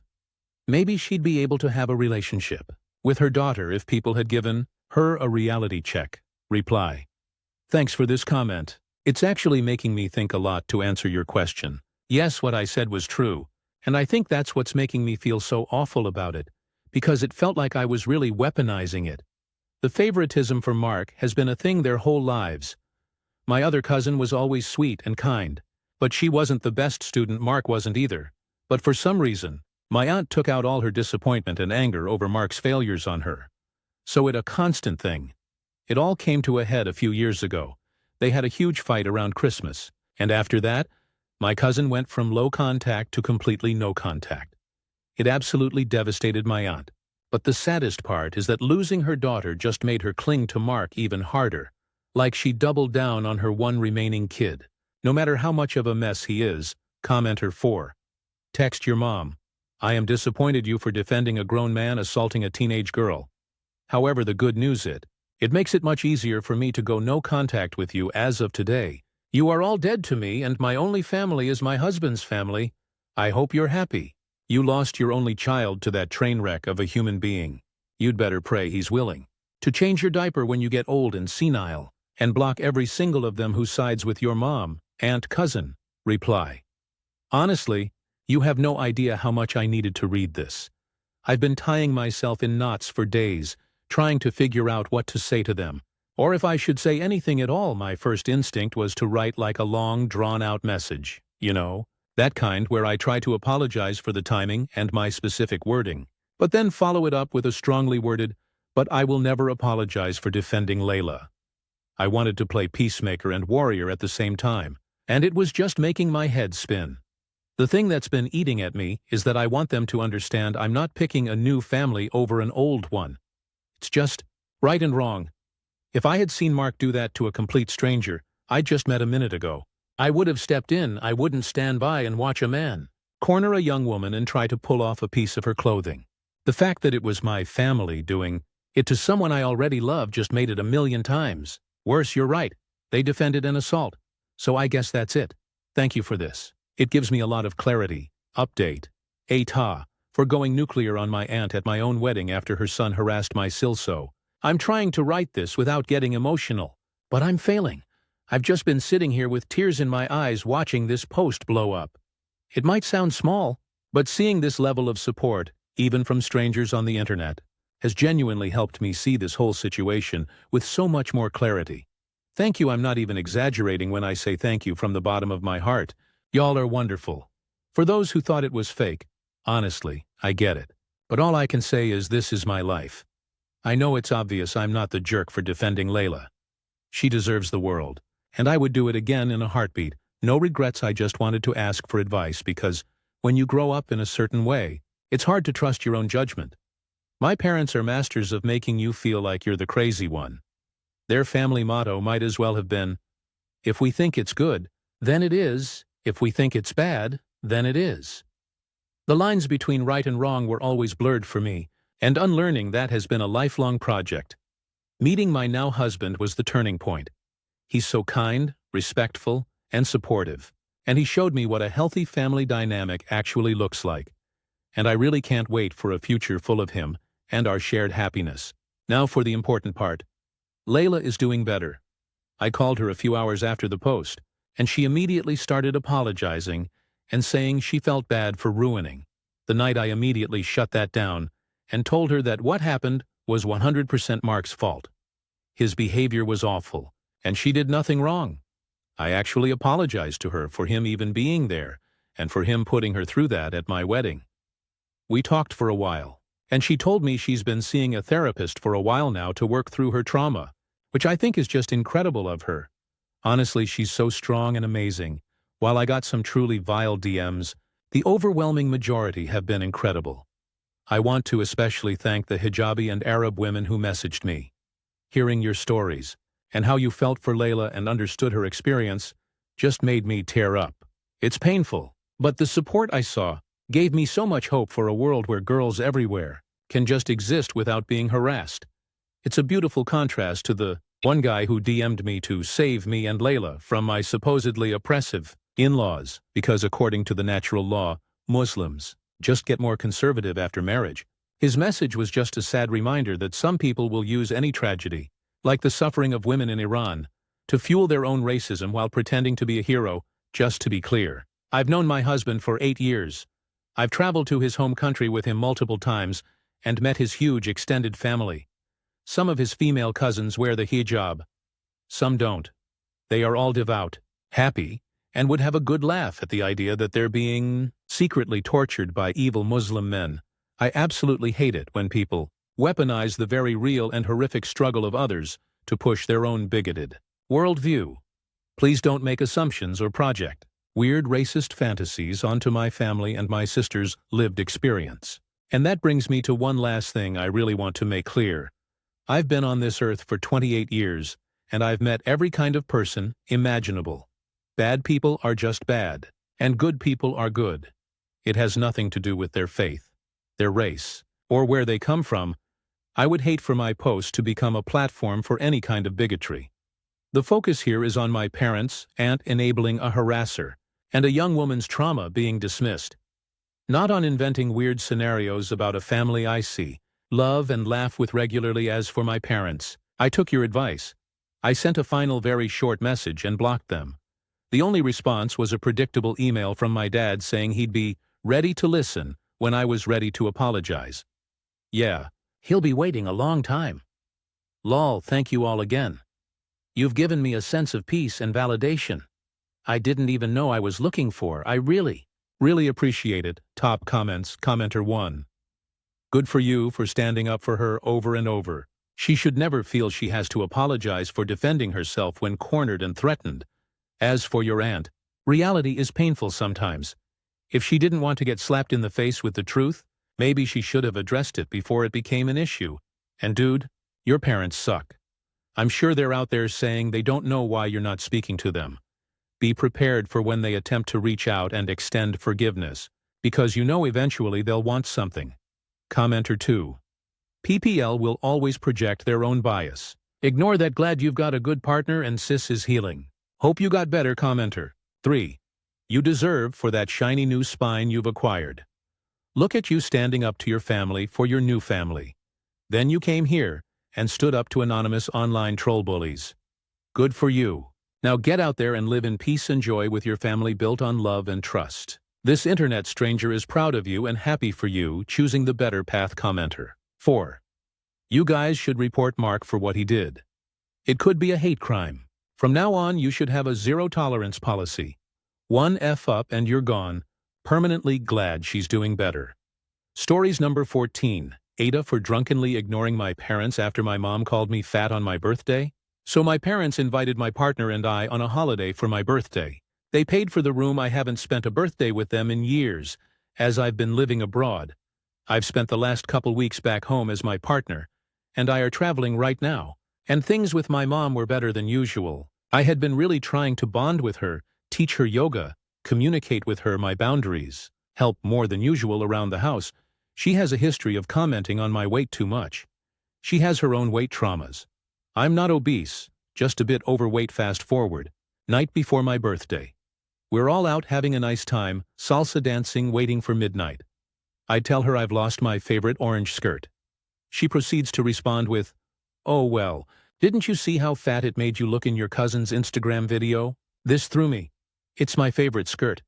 She grabbed a nice family memory, made it negative, and made me feel watched and judged. I proceeded to get immaturely drunk and ignore them and ask them to leave before midnight. My mom apparently had a panic attack and went to the hospital. This isn't the first time she's had a panic attack because I mistreated her. My stepdad has told me I need to try harder with her, and I fucked up by reacting that way. So, Reddit, ATA, edit update. Found my skirt. Hotel lobby had it. They apparently called the room, and someone answered and said it wasn't the room's. I'm not going to read into it. Thank you everyone for all your comments. This has been a wake-up call, looking at some suggested links and figuring out how to establish the correct boundaries. With some professional help. I've never posted here before. Having internet strangers give their perspectives was oddly extremely helpful. Thank you. Comments. Commenter 1. Imagine insulting your child and then faking a panic attack when they react to it. Loyal mom is very dramatic. NTA. Commenter 2. NTA. She chose your birthday to make a cruel comment about your body, knowing it's a sore spot, then played victim when you reacted. Yeah, getting drunk and ignoring them wasn't the healthiest move, but you're not wrong for being hurt and setting distance.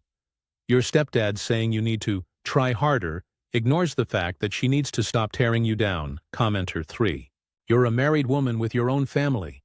It's time to give up the fantasy of having a non-abusive, emotionally mature mother. She is not capable of it. You need to limit your contact with her to amounts that will not damage you. She is not going to suddenly have emotional maturity. She is not suddenly stop saying hurtful things. She is who she is. I strongly urge you to go to a good counselor to help you work through the damage she did. Also to make yourself strong enough to have some sort of relationship with her where she won't have the ability to hurt you. I think of my own mother as a damaged child. She is foolish and selfish and can be very hurtful, but she does love me and does not do things out of spite, just out of immaturity and foolishness. This reframing helped me Perhaps a counselor could help you reframe your own mother in a way that is helpful? Reply. This is really helpful framing. Thank you. I think I'm struggling to accept that I can't have a mature relationship with my mom. And I think you're right. It's time I professionally tackle this. Commenter 4. If your friend had said that to you, you'd be pissed and tell her to not let the door hit you where the good Lord split you. NTA Stories number 15. Aita for telling my Bill that helping around the house might lead to more intimacy. Last weekend my husband M42 and my F42 went golfing. I asked my husband how it was going and he said good. But Colin Bill, 41, won't shut up about how him and Marie have like no intimacy. It's annoying. Was with my sister F40 and all of our kids at the time, so I asked her what was up. She just rolled her eyes and told me that Colin won't help around the house, so by the time she gets home from dinner on the table, gets the kids ready for bed and school tomorrow, she's exhausted and just wants to read a little before bed. She said he'll come home from work and will work out, or watch sports or find any excuse to be busy so he doesn't help. Flash forward to dinner. Later that night everyone is done eating, so my husband gets up and starts clearing the table. When Marie and I get up to help, he waves us off and he says that he and Colin would do it since they golfed all day and he knew how tired we were after being with the kids. This was after he had ordered the dinner, picked it up, and brought wine and ice cream from my favorite place to go with it. Colin, predictably, said he had something too and went to walk outside. I said, Colin, maybe if you helped clear the table, then Marie might be in the mood later. Colin lost his shit. He started ranting about how he's busy and how he doesn't have time to help, and that he doesn't want a transactional relationship where he has to pay for sex with favors. It got pretty heated because I didn't back down. At one point he pointed at my husband and said, "What? You'll blow him tonight because he did the dishes." I explained that it wasn't about doing the dishes. It was that my husband helped out when he knew I was tired and had taken care of dinner and wine and dessert. Colin ended up storming out and driving away. He didn't come back to the house until after we left. Marie says he hasn't said a word to her since Saturday night. I feel kind of bad because it wasn't necessarily my place to say anything, and now Marie's marriage is paying the price. But on the other hand, maybe me saying something will be the wake-up. He needs to realize he's not acting right. Some of comments. Commenter: Ash, you're right. Without Marie's blessing, you overstepped. You also could have said, Colin, did you hear husband's reasoning? You've had your time. Marie and I are going to have a drink together while you and husband tidy up. Reply: Yeah, that probably would have been a better thing to say. He probably would have still refused to help, but then he wouldn't be able to blame anybody but himself for getting upset. Commenter: NTA, we call it domestic foreplay. And it works both ways.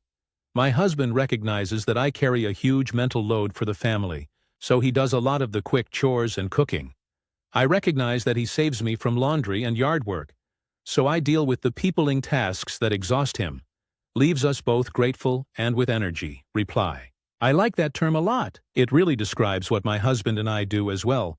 Top comment. Commenter: This won't actually help anything.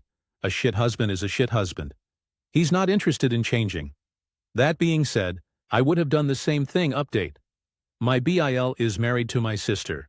It's not my husband's brother. The four of us have no problem discussing this kind of thing. To those that said my husband is awesome, you're right. He's kind and caring and the best partner I could have hoped for. We're a team, so much so that when our first was born, the nurses made a comment about how we seemed like old pros. Plus, he understands how important ice cream is. To those who DM'd me to tell me that my husband isn't a real man because he does dishes, trust me, he's very much a real man.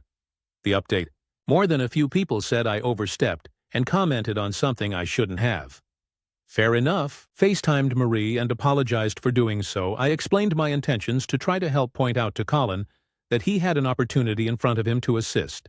But I also recognized how unfair it was to her to do it the way I did. I also told her I was very sorry to suggesting that she would have any sort of intimacy because I essentially took away her agency. I didn't intend to tell Colin that doing dishes would definitely lead to sex, but I recognize it did come across that way. She told me not to worry about either thing, but she accepted my apology.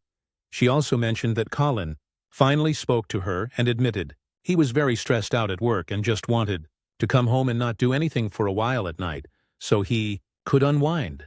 They are working in ways for him to be a better teammate around the house without feeling more stress. I also apologized to Colin directly for overstepping a boundary. He said he was sorry for losing his temper, and that he knows he lashed out of embarrassment for being called out in front of Marie and my husband while we were talking. My husband poked his head in the room and offered to host a cousin's sleepover for their kids soon, so Colin and Marie could have a night to just chill and be together. Both Colin and Marie tried to say it was unnecessary, but he insisted, and they relented. He said he'd take all the kids out for breakfast as well because he'll take any chance to get breakfast at a diner. Like I said, the man is an absolute gift. TLDR. Apologies all around. Communication wins. Hubs is the best. Sum of comments. Commenter. Your husband is awesome. Loving that he offers to babysit just so he can get him so diner breakfast. I will take all the kids, but I'm getting pancakes out of it. Reply. He loves breakfast at diners. I'm positive he'd be content eating a diner breakfast 3 meals a day. I can't even begin to count the times he has told someone to buy him breakfast if he's done them a favor. Commenter. Husband and I can cook just about anything as well as a restaurant, but we both agree that a good breakfast is worth going out. There's just so much different stuff involved, and it all happens very fast, and then the kitchen is absolutely thrashed because there is no clean-as-you-go time. Nah, gimme some diner breakfast. Reply. Last year we went to show at a local casino and spent the night. In the morning we saw they had a gimmick diner, so we checked it out. When I say the man was in heaven, he was in heaven. I've never seen him struggle so much with a menu. He didn't know what to get. He ended up with a scramble of eggs, roasted chicken, and a biscuit. He still takes about how good the biscuit was, and I've heard him describe it as life-changing. Stories number 16. My wife not wearing her wedding ring has been bothering me more than I expected. I, 34M, have been married to my wife, Melissa, 32F, for almost 5 years now. Together for 7. We met through mutual friends, had that slow burn kind of relationship where friendship turned into romance, and eventually I proposed on a rainy night in Seattle. She said yes. We planned a small wedding, and honestly, I thought we were solid. One of the little things that meant a lot to me was the wedding rings. Mine is simple, plain titanium band, no flash. Hers is more delicate, white gold with a few small diamonds in the band and a modest center stone. She was the one who wanted something timeless, and I saved up to buy her exactly what she wanted when we exchanged vows and slid those rings on. It was the single most symbolic moment of commitment I'd ever experienced. So fast forward to a few weeks ago, I started noticing Melissa wasn't wearing her ring. At first it was just once. She came home from work, and I saw her hands when she was washing dishes. No ring. I asked casually if she had taken it off for some reason, and she said, "Oh yeah, I was at the gym and forgot to put it back on." Seemed reasonable. I let it go, but then a few days later, she went out to dinner with coworkers. She left dressed up, looking gorgeous in this green dress that's one of my favorites on her. When she reached for her purse, I noticed again, no ring. I asked, "Hey, did you mean to leave your ring off?" She laughed and said, "Oh my God, you're observant." I forgot. Again, I'll put it back on later. I wanted to believe her. Everyone forgets things sometimes, but then I started really paying attention. Melissa works in marketing, which means a lot of networking events, coffee meetings, lunches with clients. For almost a week straight, her ring wasn't on when she left the house in the morning. Sometimes she'd put it back on at night. Sometimes not. I don't want to sound paranoid. But when you see your spouse walking out the door day after day without the one symbol of your marriage, it does something to you. One night after she came home, I asked her directly, "Melissa, you've been forgetting your ring a lot lately. Is there a reason?" Her. "What do you mean?" Me. "I mean, it feels like you're not wearing it on purpose. I don't want to assume, but it bothers me." She sighed, rolled her eyes a little and said, "Honestly, it's just habit. I take it off to shower, to sleep, to work out, and then I forget. It's not that deep." I tried to let it go, but something in her tone, the dismissiveness, hit me wrong. Here's why it feels bigger. I wear mine all the time. The only time I take it off is for yard work or heavy lifting, and even then, I put it back on immediately after. Melissa used to be the same way in the first years of marriage. She'd even double-check before leaving the house. She used to joke that it felt naked without her ring lately. It's like she doesn't care. The part that stings most is this. A married woman without a ring often looks single. I hate thinking that way, but it's true. A ring isn't foolproof protection against advances, But it does send a message.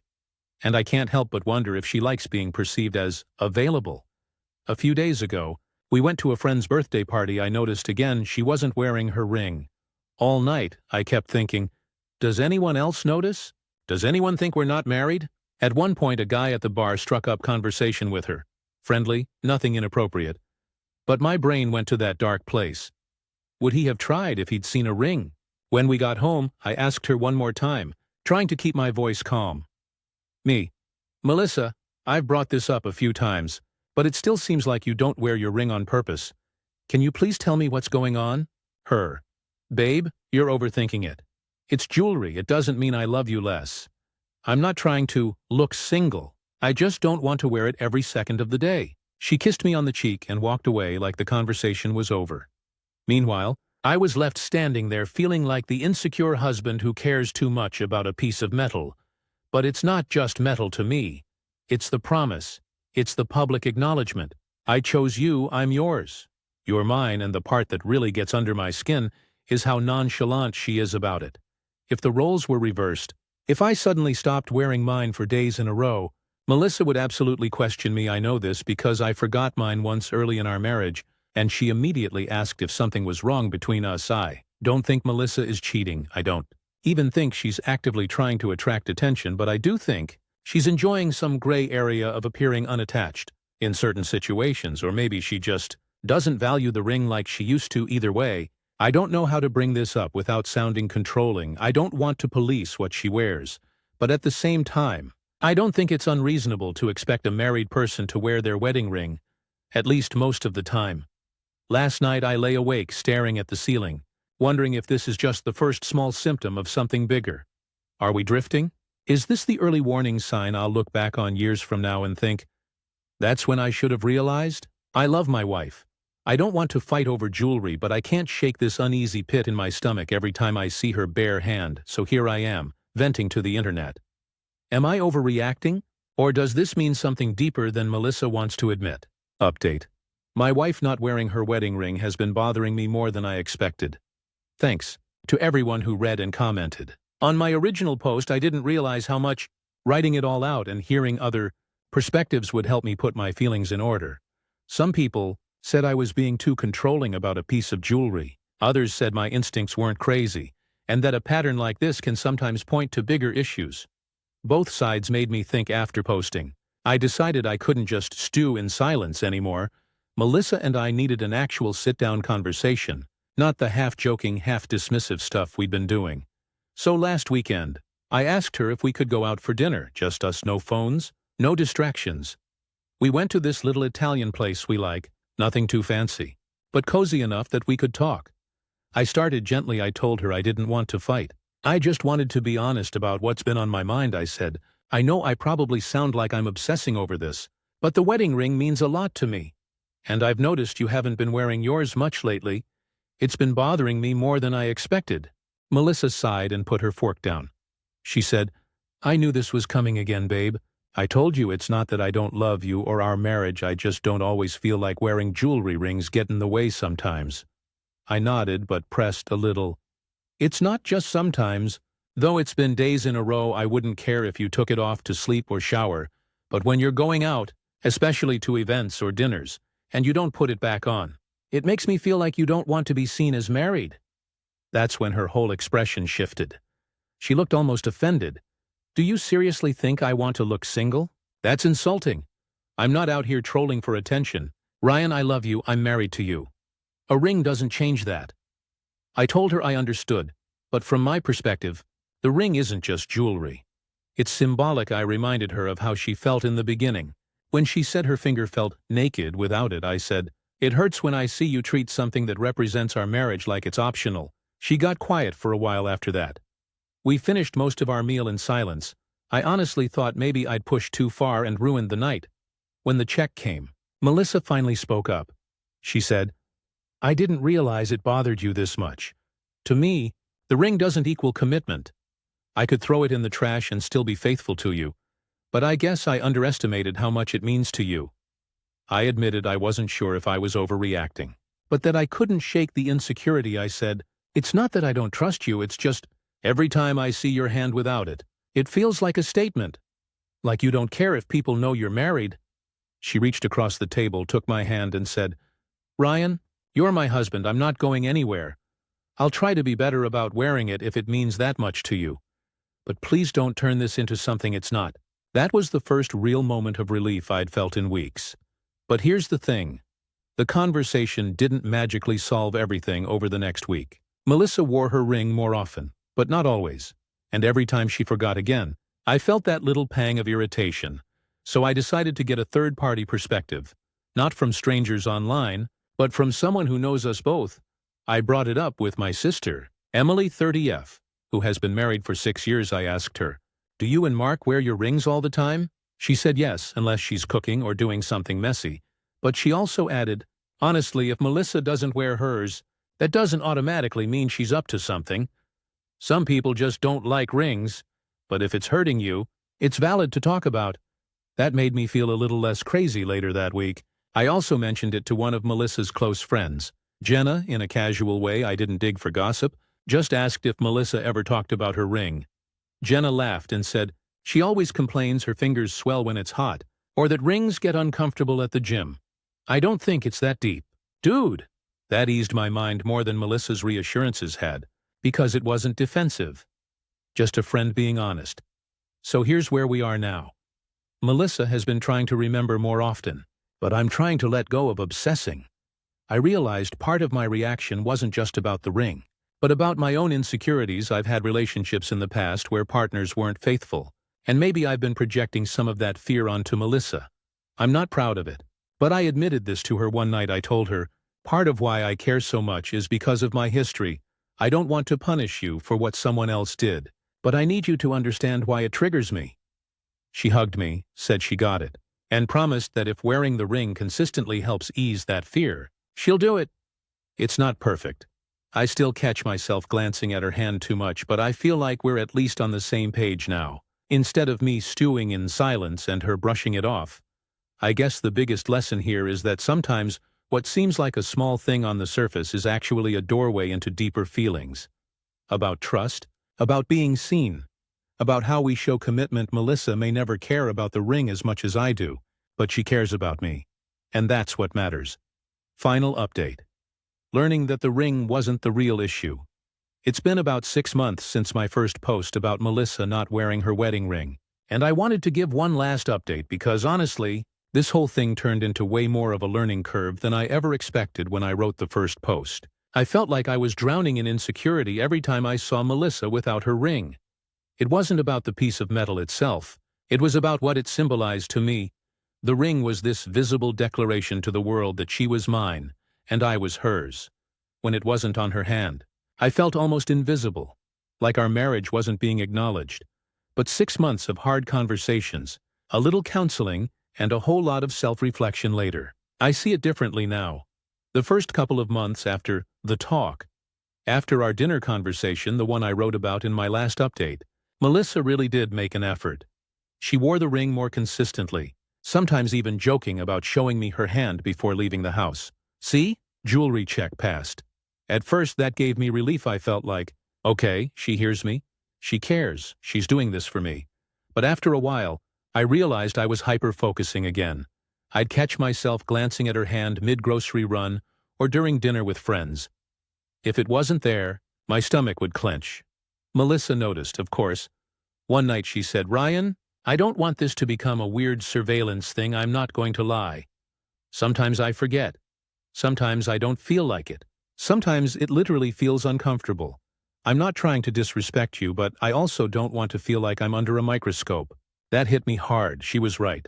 My anxiety about the ring was turning into something bigger than the ring itself. It was turning into control counseling, something I swore I didn't need. Melissa suggested we talk to a counselor at first. My pride hated that idea. I thought, it's just a ring. Why do we need a professional? But I realized this wasn't going away on its own, and I didn't want to poison our marriage by clinging to resentment. So we found a couples therapist, Karen, who's been in practice for 20+ years. In our first session, Karen asked me point blank, Ryan, what does it mean to you when Melissa isn't wearing her ring? I told her it felt like Melissa was declaring to the world that she wasn't taken. Karen raised an eyebrow and asked, So you believe a ring keeps someone faithful? That question gutted me because the obvious answer was no. If Melissa wanted to cheat, a piece of jewelry wouldn't stop her, I admitted that. And then Karen said something that stuck with me. The ring is a symbol. Symbols matter. But they aren't substitutes for trust. If you trust your wife, the ring is a nice reminder. If you don't, the ring won't protect you. It was like someone flipped on a light. I'd been clinging to the symbol because I was scared of the substance, tracing it back to my past in later sessions. I admitted what I'd hinted at before. My last serious relationship ended because my ex cheated on me. I found out because a mutual friend saw her out with another guy. And yes, she wasn't wearing her promise ring. That night I'd connected those dots in my head years ago. No ring, cheating. I never realized how much I carried that baggage into my marriage. Melissa wasn't my ex. But in my head, I was preparing for history to repeat itself. Karen told me, "You're punishing Melissa for wounds she didn't cause. That's not fair to her, and it keeps you stuck in the past." She was right. How things changed. Once I confronted that, things started shifting. Melissa and I made a deal. She'd be mindful about the ring, but I'd also work on letting go of the constant monitoring. We reframed it together. Instead of me saying, "You forgot your ring again," I'd say, "Hey, I noticed you're not wearing it today. Is it just comfort, or is something else going on?" That small change took the accusation out of it and opened the door for honesty. Melissa admitted she doesn't always like jewelry. She works with her hands a lot. She's an art teacher, and the ring sometimes gets caught or messy. Other times, she just genuinely forgets. There was no secret agenda. And here's the kicker. The less I obsessed over it, the more often she wore it. Not because I demanded it, but because she wanted to. A new perspective. A few weeks ago, we were at a friend's barbecue. One of the wives noticed Melissa had swapped her wedding ring for a simple silver band and asked about it. Melissa laughed and said, "My husband cares way more about the symbol than I do, but we compromised. This band is comfortable for me, and it still shows I'm married." And she wasn't wrong. That little band still means the same thing. She's committed to me. I realized then that I'd been treating the exact object as sacred, when really it's about the meaning we give it together, where we are now, 6 months later. Here's the truth. Melissa wears her ring most of the time. Not always, but often. I don't spiral anymore when it's not on her hand. I've learned to remind myself, the trust we've built is stronger than a piece of metal. We actually feel closer now, because going through this forced me to be vulnerable about my insecurities instead of hiding them. I used to think I'd never get past the anxiety, but now if she leaves without it, I shrug and think, okay, so what? She's still my wife, we're still solid, and honestly, that's a way better feeling than constantly scanning her left hand. So no, the ring thing wasn't about jewelry. It was about me learning that trust has to come from the inside, not from an external object. And Melissa learning that even if she thinks something is not a big deal, if it matters to me, it deserves a conversation. We're good. Really good. And I'm grateful for that. Stories number 17, Tifu. By angrily telling 2 women at the movies to stop using their phones for whatever reason, I always end up next to the person who wants to talk. Ask their friend what's happening. Take 5 minutes to open a bag of candy. Repeatedly check their phone. Sit and text message for the whole thing. Whatever, it drives me nuts and takes me out of the moment. I try to ignore it and typically don't say anything. But this time, it was literally the person right in front of me on their phone. Full brightness, eye level, and kept happening over and over. So, in the deepest, most guttural voice I could manage, I leaned forward and whispered angrily, "Put your phone away." They immediately put the phone away and never used it again. 10 minutes or so later, the person next to them brought their phone up and did the same thing. I leaned in again, and even more sternly whispered, "Put your phone away." The phone immediately goes down.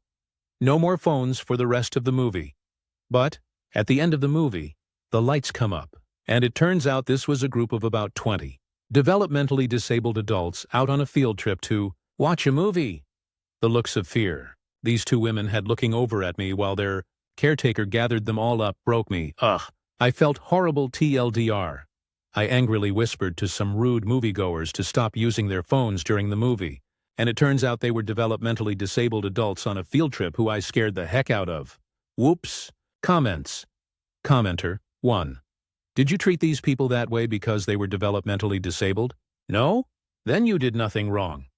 You treated them as peers, as equals, which they are, commenter 2. You did nothing wrong. They were not behaving correctly for the environment. Being developmentally disabled isn't a get-out-of-jail-free card. There should have been things in place to ensure they behaved appropriately. Reply. Oh, I absolutely did not know. They just seemed like your average, I'm going to do what I want to do kind of people. Had I known, I would have been much, much gentler. Commenter 3. Their caretakers should have taught them proper behavior during a movie. You had no way of knowing who you were talking to, but maybe you could have found one of the caretakers afterwards and asked to pass along an apology. Stories number 18. Just found out I have a daughter I didn't know about. I'm 56.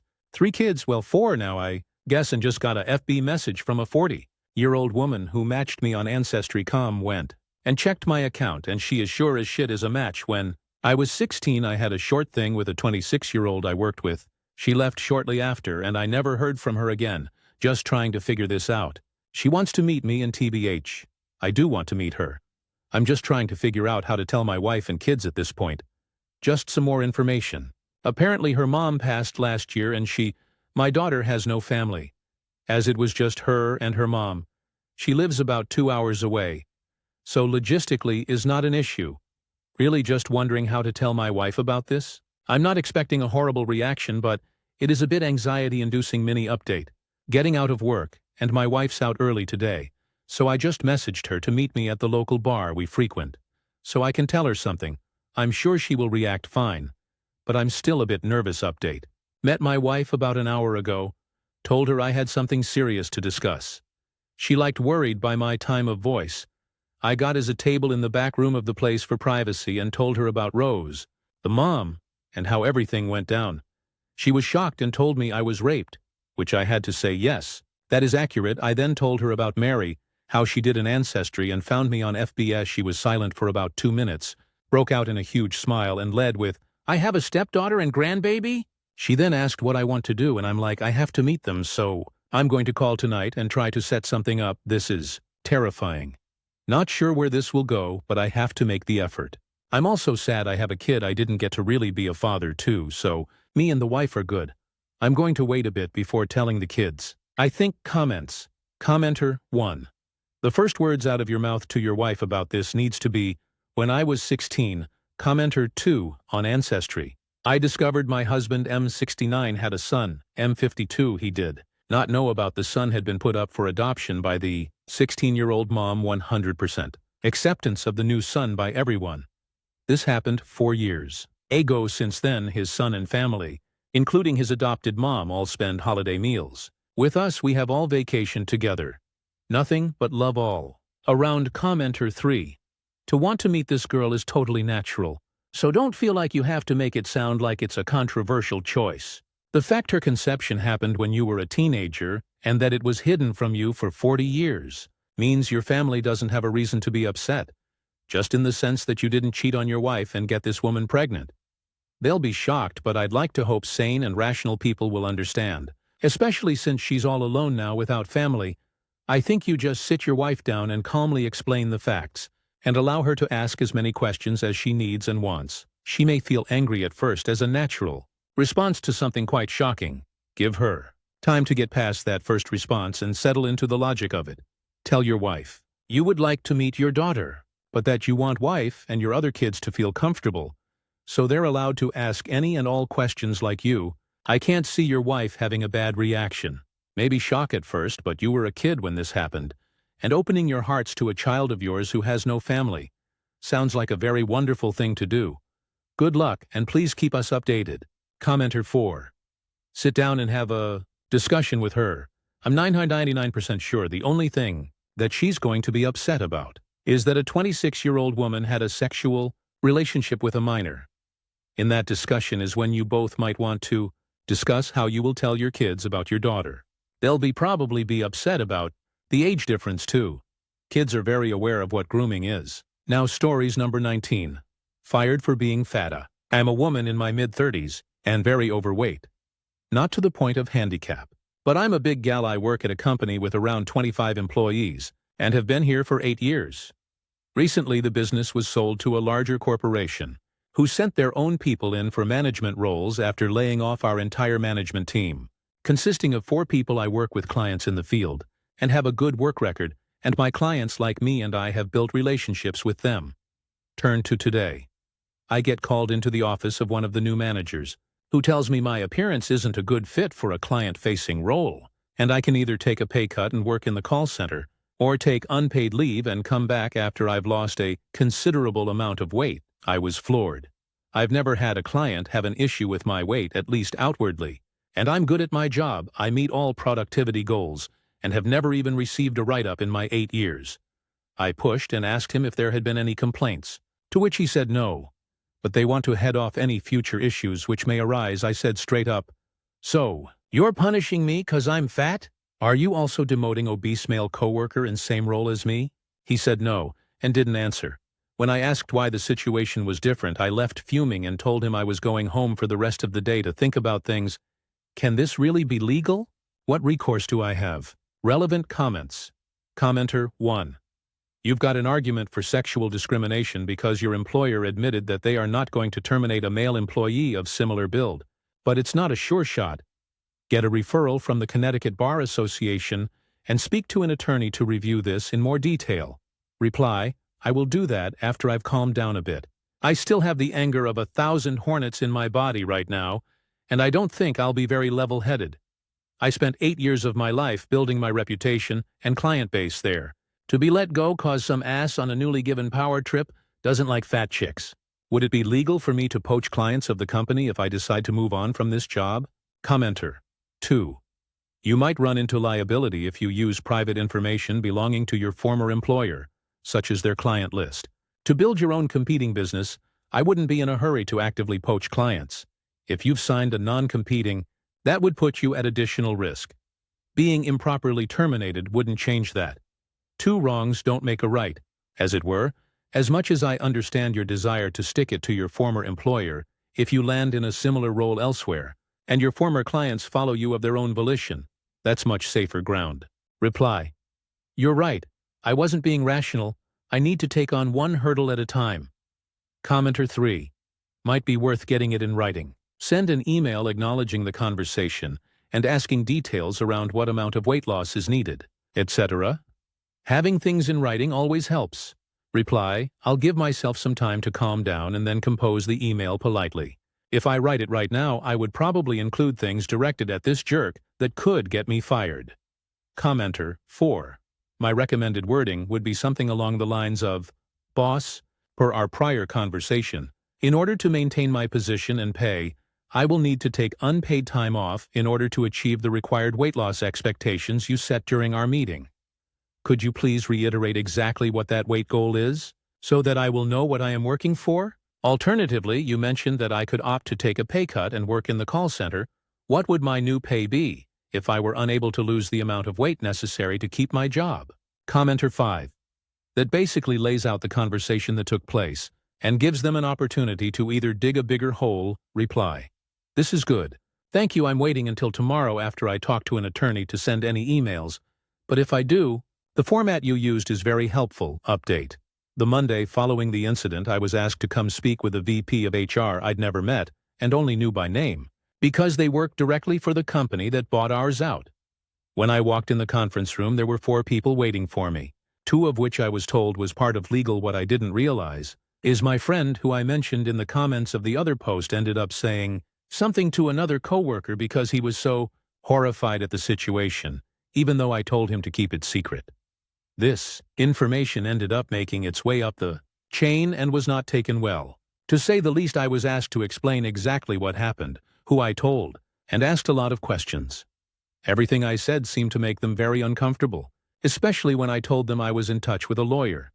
They had me leave the room for nearly 40 minutes and then called me back in and let me know they were very concerned about this situation, and assured me it was an isolated power trip basically. This is the holy shit part. They say that due to my long tenure in my position, knowledge of how the team works, and my relationship with clients, that they felt I would be a good fit for the position the jerk manager sat in, and if I wanted the position it was mine. As their way of saying sorry, they also made sure to mention the large salary increase and bonuses this would come with. I took a couple minutes to think about it, and took the offer BTW. I'm not stupid, I know they did this so I wouldn't take any legal action against them, but I love my job and don't blame them for the actions of a 20-something on a power trip. I also know it came down to he said, she said, and would have been a hard case to prove. There's going to be a company-wide training on gender and interpersonal relations, and I finally have an office with a door I can actually close. I'm in the field a lot less now, so I guess the jerk got what he wanted. Because now I don't interact face-to-face nearly as much as I used to. Edit for clarification. He was fired, not demoted or transferred. Final comments. Commenter 1. Probably the best solution one could hope for. I wonder what the dude who got fired is going to tell people when they ask what happened. Reply. I got screwed over by a fat bitch. The same thing every man has said when he knows he fucked up in my life's experience.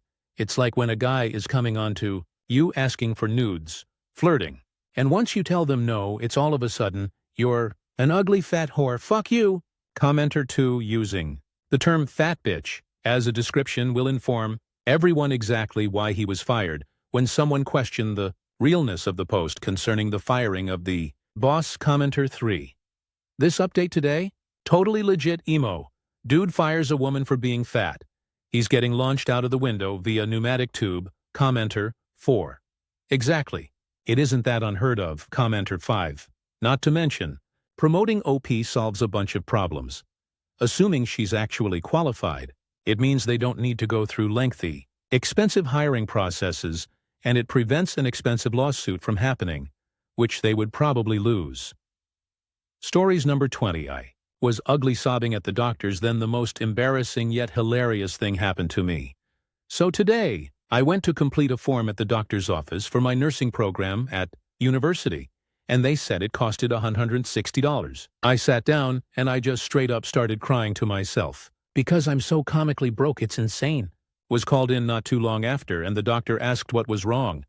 I just sobbed uncontrollably that I was only 17, and didn't know how I was supposed to pay for everything. Like so ugly I'm talking snot and tears running down my face like nobody's business. He sat in silence for a bit, then said he'd waive the fee for me. And then of course my bum ass cried more because it meant so much to me. I thanked him for his kindness. Then my snot started dripping like a melting icicle as I'm blowing my nose. He asks me to come and check something. And lo and behold, I get up and drop my tissue. I immediately bend down to get it, but the room is so small and I'm proximity blind, so my ass hits the chair and rocket launches me face first into the wall right next to him. And to make it worse, as I pull away, I leave an imprint of my tear-soaked, snotty face on the wall. I got up with my face red, snotty, and wet, and straight up laughed the stupidest, most low IQ laugh known to mankind because, like, what is even going on right now? I then stood there with the composure of a dumbfounded brick, as the remnants of my faceplant of doom haunted me a few inches away. The doctor turned away and stifled a laugh, then asked if I was fine.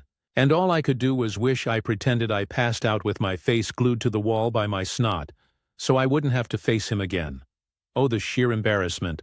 How does this always happen to me? Commenter. OMG, sometimes all you can do is laugh at yourself. It sounds like you had an emotionally cathartic day. Make sure to drink lots of water after you cry so much. Commenter 2. It's not often I read something that makes me laugh like I just did. You are awesome. Glad the doctor was kind to you. Commenter 3. Aw girl, I'm so sorry and big hugs to you. I'm glad you were able to laugh and thanks for sharing. It is a great story and when you're further removed from it, it'll be funnier to you. I was struggling the same way when I started my nursing program. It sucks that they don't tell you all these necessary expenses up front, and you have only 1 to 2 weeks to find the money and meet the requirements. It was clear the school administration cared about the rich kids who were bankrolled by their parents more than those who had to fight to make their way. Nursing school is rough. Hang in there. The first semester is the most expensive and taxing with supplies, and then shifting your brain into test taking in nursing is different than any other test you have ever taken. Just keep going. Stories. Number 21. Real estate agent and friend won't let me see my dream home. I am torn. I've been looking for a new home, and my good friend is a real estate agent, so I signed an exclusive buyer's agent agreement with him. Seemed the right thing to do since we're friends, and I trusted him to have my back. The problem is that the perfect house just came on the market. It checks every box on my list, and I'm honestly almost ready to offer without even seeing it, but he completely shut me down. He got angry and told me he won't let me see it, that I shouldn't even consider it after much pushing. He told me that because the listing agent is his ex, which I already knew. We are friends. I know his ex, never liked him, but it was his choice. It would be too complicated and not worth the drama for him. I'm in a tough spot because I signed a contract, but it feels like a massive breach of his duty to me. He's prioritizing his personal feelings over my best interest, preventing me from seeing what could be my future home. What are my options here? Can I legally break our contract? Should I try to find a different agent? But then, how do I handle this without ruining our friendship? Any advice on how to navigate this would be a huge edit. This is in Illinois Update 1. Thanks everyone for all your comments. I slept on it and woke up to all your advice, which reiterated what I was thinking, and I sent out an email to him first, telling him that I am ending the contract effective immediately since he isn't willing to put his personal effects aside in order to fulfill his duties as my agent. I kept what I thought was a friendship out of it. I am hoping that if he is a friend like he says, he will respect my decision and not let it affect it. But if it does, maybe I will get my dream home and get rid of a false friend. Win-win. I reached out to a new agent hoping to hear soon and be able to do a walkthrough. I'm hoping this is it. Wish me luck. Update 2. The house I think is perfect for me has an open house tomorrow. I have not signed with a new agent yet. I will go see it, and I am sure the AH will be there. It's not an issue for me. My now ex-friend returned to my work message, being condescending and saying I will regret it. Didn't even bother replying to the friend email I sent. So that is done, and I admit I am relieved. I was trying to see a friendship where there really wasn't one. Just hope tomorrow goes as I hope. Relevant comments. Commenter 1. Tell him to take his pick. Oh, get over it and show you the house. B. Release you from the buyer's agreement. C. Sit down with his broker and discuss him and his brokerage firm being in material breach of contract by not fulfilling his contractual obligations. Reply. Thanks. I asked to be released and he got upset. Said I was putting our friendship, which I value a lot, before his integrity. But I always told him the ex was an AH. Why am I now being punished for his not wanting to deal with him? I feel like I am in a lose-lose situation. Commenter 2 said I was putting our friendship, which I value a lot, before his integrity. He's putting his petty ex drama before your friendship. This guy cares more about his feelings than providing the professional service he agreed to provide to you. Fire him as your agent and your friend. If he wants to get petty, then report him too. Reply. The ex is an absolute AH. I never liked him, and I am not excited about him making money out of this if I do end up getting this house, but I am putting that aside because this place is so promising. And while I get that my friend was hurt badly and doesn't want to deal with him, he also needs to put it aside. Commenter 3. Yes, just get some other agent to show it to you. This can't be a real post unless you are his new lover. OP. I am not in a relationship with him. We've known each other for a long time. I never thought he would put his relationship with his ex in the middle of this. I thought our friendship was stronger than that. Now I see it isn't. Up on the friend, his ex, and the commission. Reply. I think he doesn't want the ex to get the commission, which I don't either. The guy is an asshole, but I'm not letting that get in the way of my dream home, which I hope is as great as it looks. Okay, the listing. I already told my friend I am moving to another agent, but I haven't heard back yet. Thanks so much for advice. Commenter 4. His broker should be able to transfer you to another agent in the same office. Your friend will get a referral. His broker will keep his commission. Everyone will be happy. Why he didn't suggest this up front is bizarre. Reply. He owns his real estate business. I just had to send a cancellation, and I will work with someone else. I hope he can understand and that we can maintain our friendship. But if he doesn't, then I guess we weren't that great of friends. Update. Real estate agent and friend won't let me see my dream home. Some will read this and say, my story is BS. I probably would. I'm still in disbelief about what's going on. But here is the update to my original post about my ex-friend and real estate agent. For those who didn't see it, I put the link above in a nutshell. My real estate agent told me I couldn't see my dream house because he had a personal issue with the listing agent. After I told my ex-friend EF that I was ending our contract, he got snarky and told me I would regret it, I went to see my dream house at the open house yesterday. I was nervous because the pictures were amazing, and the house was exactly what I wanted when I got there. The house was everything I dreamed of and more. It's my style. The perfect size. And I loved it. I also ran into the ex. While I didn't care for him when they were together, I kept things civil. He never did anything to me, but then he said something that I was definitely not expecting. He asked me why EF wasn't representing me. When I told him we parted ways, he asked, "Oh, because of his sister and her offer?" I was confused and asked what he meant. He told me that EF asked him for a private viewing with his sister when the house was listed. His sister and her husband loved the house and put in an offer, but it was way below the asking price. When EX told EF the offer wouldn't work, he tried to argue that the house would never sell for the asking price. I wanted to run, find EF, and punch him in the face. He knows this house is well within my budget, and that I have a pre-approved loan. As some of you remember, his excuse was that he wouldn't show me the house because he didn't want to deal with EX. But now I know that all along he was trying to get his sister a house she couldn't even afford.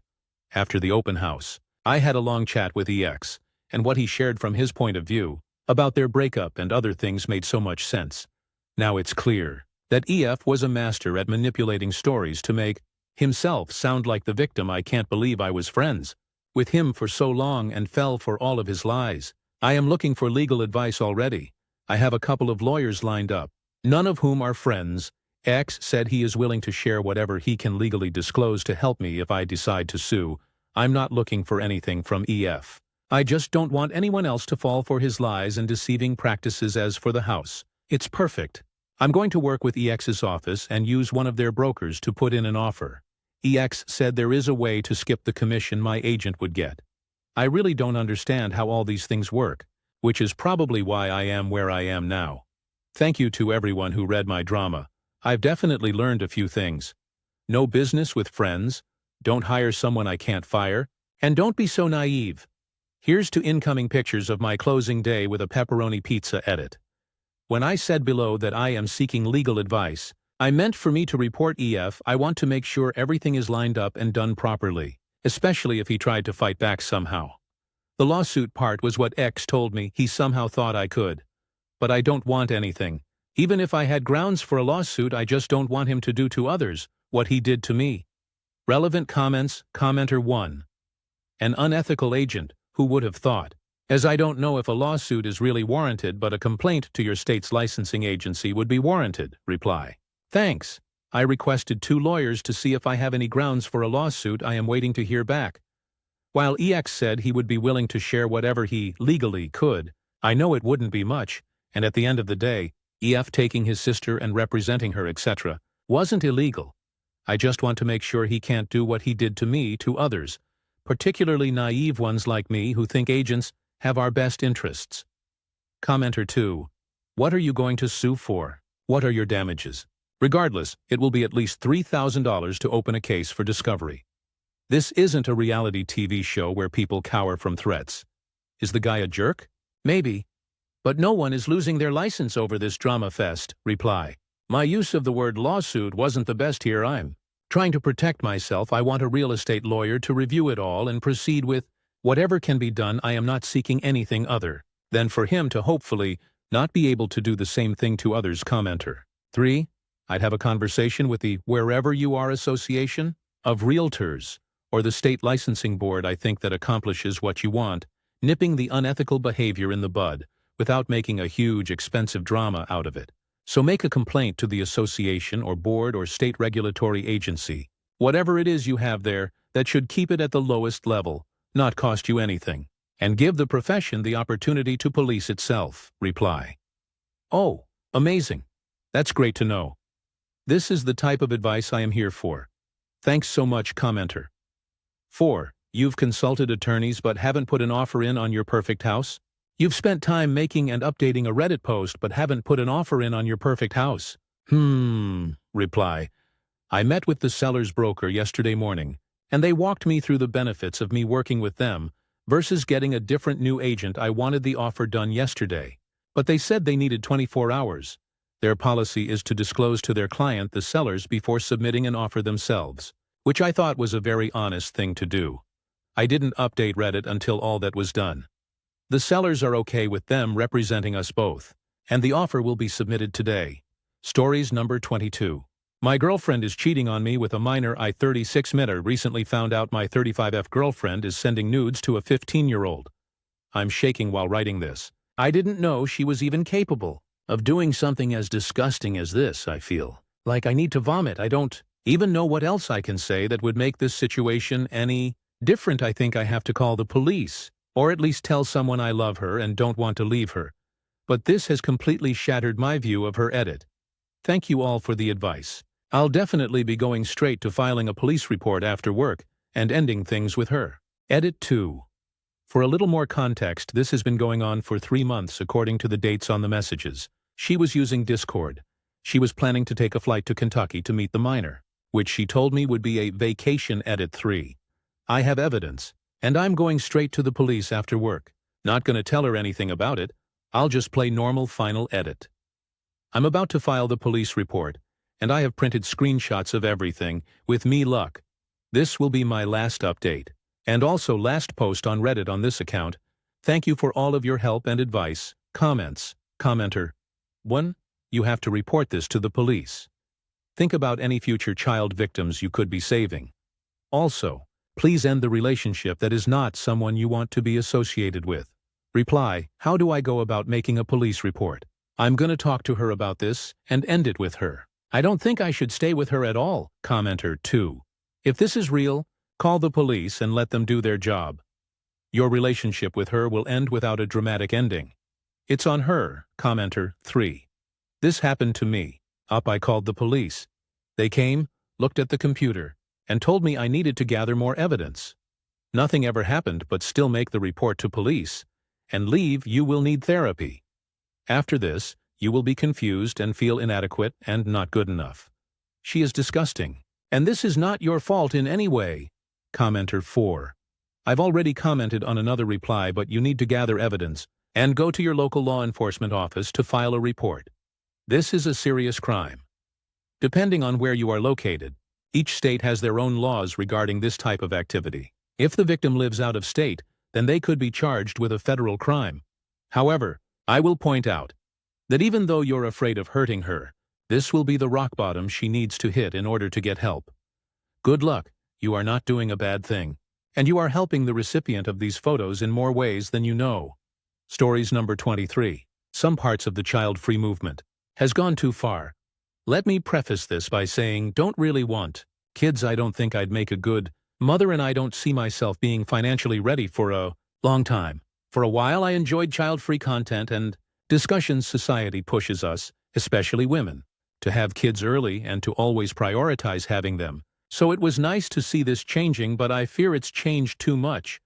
What started as countercultural now is just critical of so many things. If I hear a baby crying on a plane, yes, I am annoyed, but I keep it to myself. I turn on my headphones and I just buy my time. I don't gawk and stare at the parent. I don't film them and my reactions so they can be shamed online, and I don't make a big fuss. The role of a fussy baby is being filled. Be upset, go ahead, but you are a grown-up. Go chat shit to your inner circle and move on. It's like they are still kids in high school who stare and point all judgy at you. Yeah, you may not have said anything, but the person you did that can still tell, and it makes you a bully. Another thing I found absolutely ridiculous, and I hope it was a one-off, was the suggestion of a child-free grocery store. How dim-witted and antisocial do you have to need that? You might as well ask for child-free pathways. It's a grocery store where people get their food from.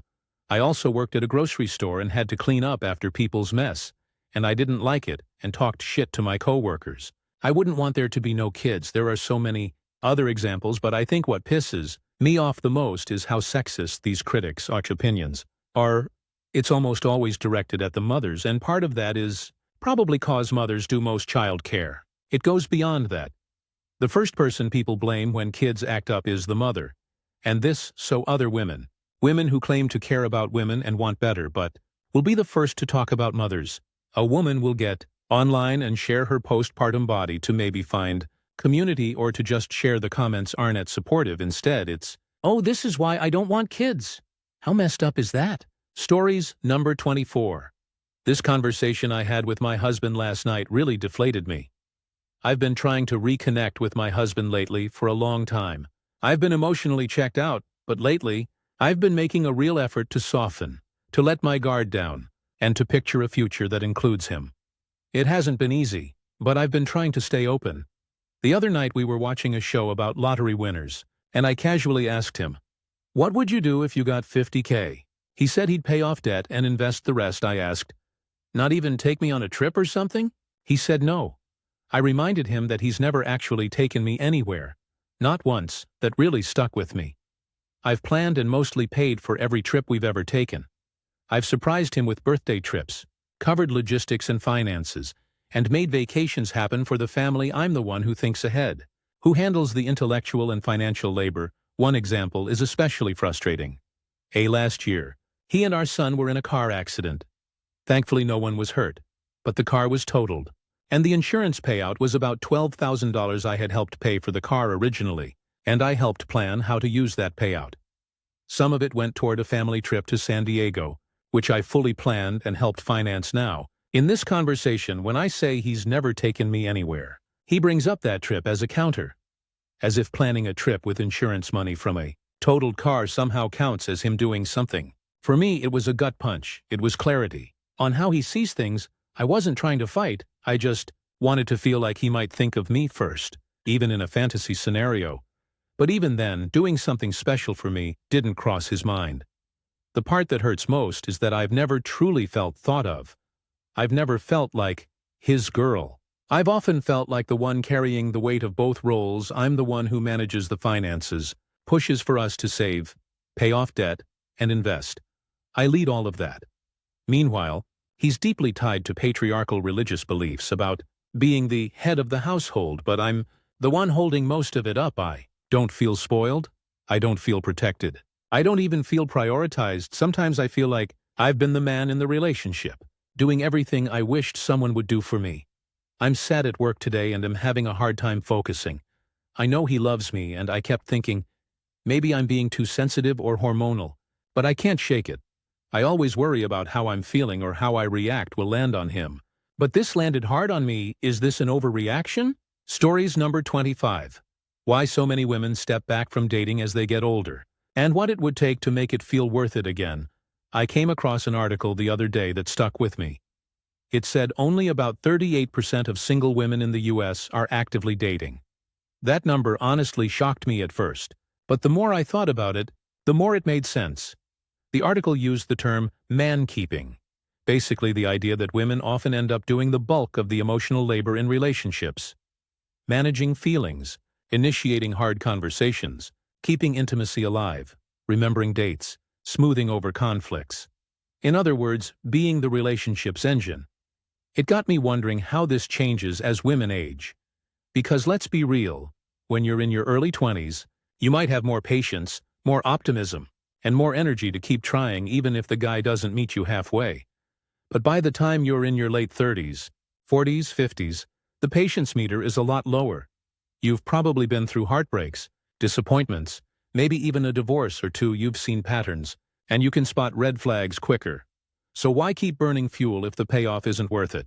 What friends have shared, I'm 29M, but I have friends, co-workers, and even an aunt who are older single women. And I've noticed a pattern in how they talk about dating. Exhaustion.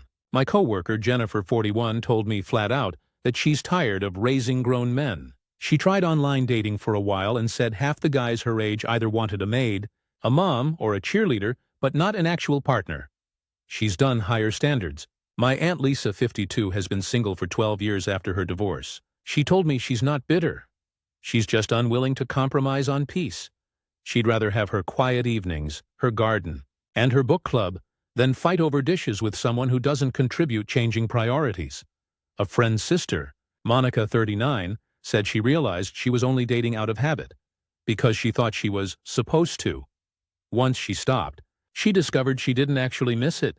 Is dating just more draining with age? I think part of it comes down to energy. As people age, they often have more responsibilities. Careers, kids, aging parents, financial pressures. If a date feels more like an interview than something fun, Or if you're constantly managing someone else's emotional needs, it quickly becomes exhausting, but I also think standards naturally evolve. A woman in her 20s might put up with flakiness or immaturity if the chemistry is strong. A woman in her 40s has probably seen where that road leads, and she's not interested in repeating the cycle. So she opts out. What would make it feel worth it again? From what I've gathered in conversations, here are a few things that could shift the balance. True partnership. Not just someone who wants love, but someone willing to show up equally. Share chores, share finances, share emotional responsibility, transparency. Fewer games, more honesty. If you're not looking for something serious, say it up front. If you are, act like it. Emotional maturity. Not someone who thinks communication means sulking until their partner guesses what's wrong.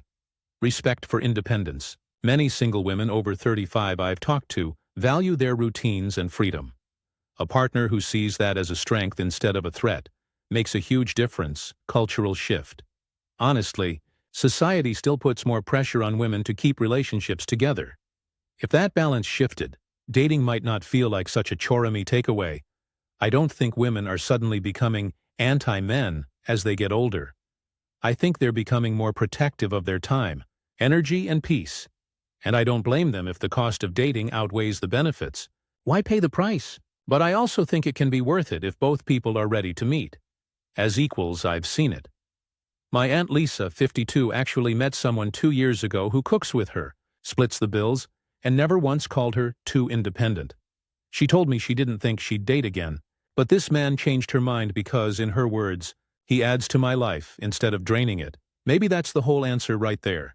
Dating at any age only feels worth it when the person adds more peace, joy, and stability than they take away. Update. What I've learned after asking why fewer women date as they get older, I didn't expect my original post to take off the way it did. But reading through the responses has been eye-opening. Hundreds of people chimed in. Women in their 30s, 40s, 50s, men who are divorced, people who have stepped away from dating completely, and others who found love later in life. I wanted to share some of the main themes I've been hearing, as well as some personal conversations I've had since posting. The overwhelming theme: peace.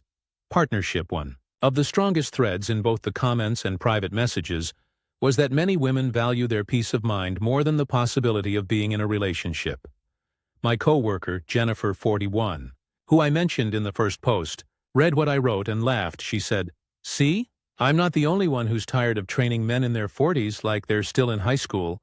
She told me that after her divorce, she had this light bulb moment. She realized she'd rather come home to her dog and her Netflix queue than come home to another adult who acted like a dependent. Dozens of women echoed that sentiment online. They said dating wasn't necessarily bad, but compared to the freedom of living alone, it often felt like a downgrade. Standards do shift with age. Another common theme: standards don't just rise with age, they clarify. One commenter, a 46-year-old woman named Nancy, put it perfectly. In my 20s, I dated men who were fun, cute, and made me laugh. In my 40s, I only want men who show up when they say they will, take care of their own lives, and don't expect me to be their unpaid therapist. Attraction still matters, but reliability is way sexier now. That line stuck with me. A lot of women said their bar isn't higher in the sense of demanding perfection. It's just more focused on qualities that actually make a long-term relationship sustainable. Male perspective surprised me. Plenty of men commented too, and some of them were brutally honest about their side. One guy, Daniel, 54, said he struggled after his divorce because he realized he had leaned on his ex-wife for all the emotional heavy lifting in their marriage. When she left, he had to learn to handle his own emotions, manage his household, and build a social life. He admitted, "A lot of men my age aren't dateable because they never learned to be fully self-sufficient." Hearing that from a man hit me differently. It lined up with what so many women were saying, but it showed the flip side. Some men recognize the gap and are trying to close it. Independence is addictive. Something I didn't expect. How many women said they like being single? Not as a consolation prize, not because they gave up, but because they actively enjoy it. My Aunt Lisa, 52, told me after reading the responses, "People always assume I must be lonely because I live alone. But I'm not. I love the quiet. I love knowing everything in my house is exactly where I left it.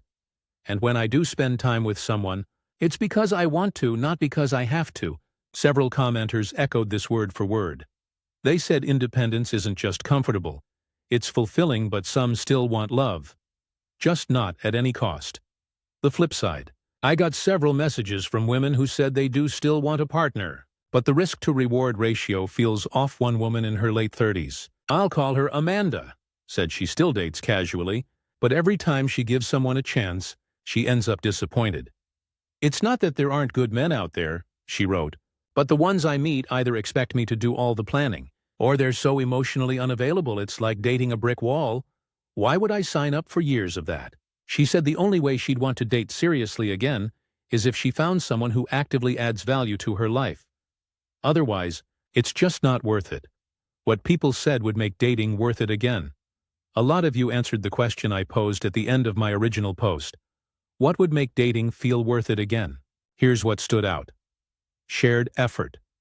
Women want men who initiate dates, plan things sometimes, and don't just go along for the ride. Consistency.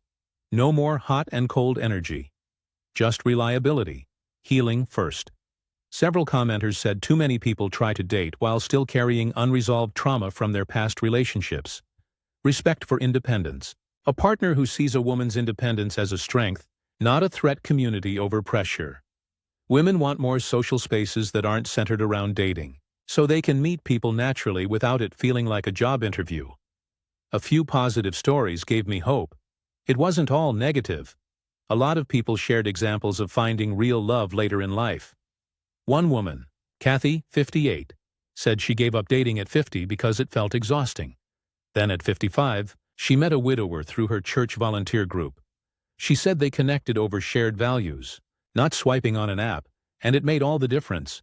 Now they've been together for 3 years, and she swears it's the healthiest relationship of her life. My Aunt Lisa also surprised me.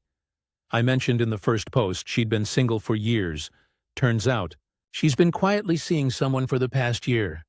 His name is Tom. He's 57, and she said he's the first man who ever truly respected her boundaries. He never makes me feel like I have to give up my independence to be with him, she told me. That made me realize it's not that love disappears with age. It just gets rarer, and people become more careful about who they let in. My takeaway now, after all the comments, messages, and conversations, here's what I've learned. Women aren't stepping away from dating because they hate men. They're stepping away because the math doesn't add up. Too much effort, not enough return. Independence isn't loneliness. For a lot of people, it's happiness. Dating later in life can be worth it, but only if both people come in healed, whole, and ready to share the load equally. To answer my original question, what would make dating feel worth it again? The answer is pretty simple. A partner who makes life lighter, not heavier, until that's the standard. It makes sense why so many women are saying no thanks. Final update. A year later, what I've learned about dating and why some of us stopped trying. It's been almost a year since I made my original post asking why fewer single women seem to date as they get older, and then followed up with an update after hearing so many of your perspectives. I didn't expect it, but this whole conversation actually changed the way I look at relationships. Both for myself and for people around me. I wanted to come back and share where things stand now. Not just for me, but for some of the friends and family I mentioned earlier. What happened with the women in my life? Remember my coworker Jennifer, 41, the one who swore she was done training grown men like teenagers. She's still single. But here's the twist. She's happier than I've ever seen her. She got a promotion at work, bought herself a little fixer-upper condo, and now spends her weekends with a local hiking group. She told me flat out, if I never date again, I'll be fine. And honestly, I believe her. My Aunt Lisa, 52 at the time, 53 now, is still with Tom, 57. I wrote about him in the last update. The quiet guy who actually respected her boundaries. They just took their first big trip together, a road trip through the Southwest. Lisa admitted she never thought she'd enjoy traveling with someone again. But she said Tom makes everything feel easy. He doesn't add stress, he subtracts it, she told me. That line stuck with me because it mirrors exactly what so many commenters said about what makes love worth it. And my friend Amanda, late 30s, the one who was frustrated with dating apps. She did end up deleting all of them, but weirdly enough, after stepping away from apps, She ended up meeting someone through a cooking class her sister dragged her to. She says they're taking it slow, but he actually calls when he says he will, plans dates, and makes her laugh. Her exact words: "I forgot dating could actually feel fun," the men's side. Some of the divorced men who commented originally also stuck with me. Since then, I've had more conversations with guys around my age, I'm late 30s, and a lot of them quietly admitted they never realized how much they leaned on their partners until they were single again. One of my old college buddies, Mark 39, went through a divorce last year, he said. "I had to relearn how to live like an adult, cooking, managing bills, handling emotions, all things his ex had carried the bulk of." He told me he started therapy after reading threads like mine because he realized he didn't want to be another guy women avoided dating in their 40s. Hearing that gave me a weird sense of hope, like maybe some men are listening and trying to bridge the gap. My own perspective shift when I first posted. I was mostly curious. I wanted to know if this trend was real or just an internet thing. Now, after a year of reading, listening, and watching the people in my life, I can confidently say, yes, fewer women are dating as they get older, and yes, it's often a choice. Not a lack of opportunity. But here's what's changed in my own thinking. I no longer see it as sad. At first, I'll admit, I thought the idea of women stepping away from dating in their 40s or 50s sounded a little depressing. But after watching Lisa thrive with Tom, seeing Jennifer glow in her independence, and hearing Amanda laugh about her new guy, I get it now. It's not about rejecting love, it's about rejecting imbalance, what I've personally done differently. This whole conversation made me reevaluate my own dating approach. I realized I had some of those habits people complained about, like being too passive about planning, or assuming women would guide the emotional side of things. So I started making small changes. If I ask someone out, I plan the date. If I'm having a rough week, I talk it out with my therapist or a friend instead of unloading it all on whoever I'm seeing, and I'm upfront about my intentions. No breadcrumbing, no vague, "maybe we should hang out sometime, has it worked?" Honestly, yeah, I'm not in a long-term relationship yet, but dating feels less like a tug of war and more like an actual partnership. Even in the early stages, the bigger picture. If there's one thing I've learned in this past year, it's that dating later in life isn't dead, it's just different. Some people step away and find happiness in independence. Some find love when they least expect it. Some decide to work on themselves before trying again. And all of those choices are valid.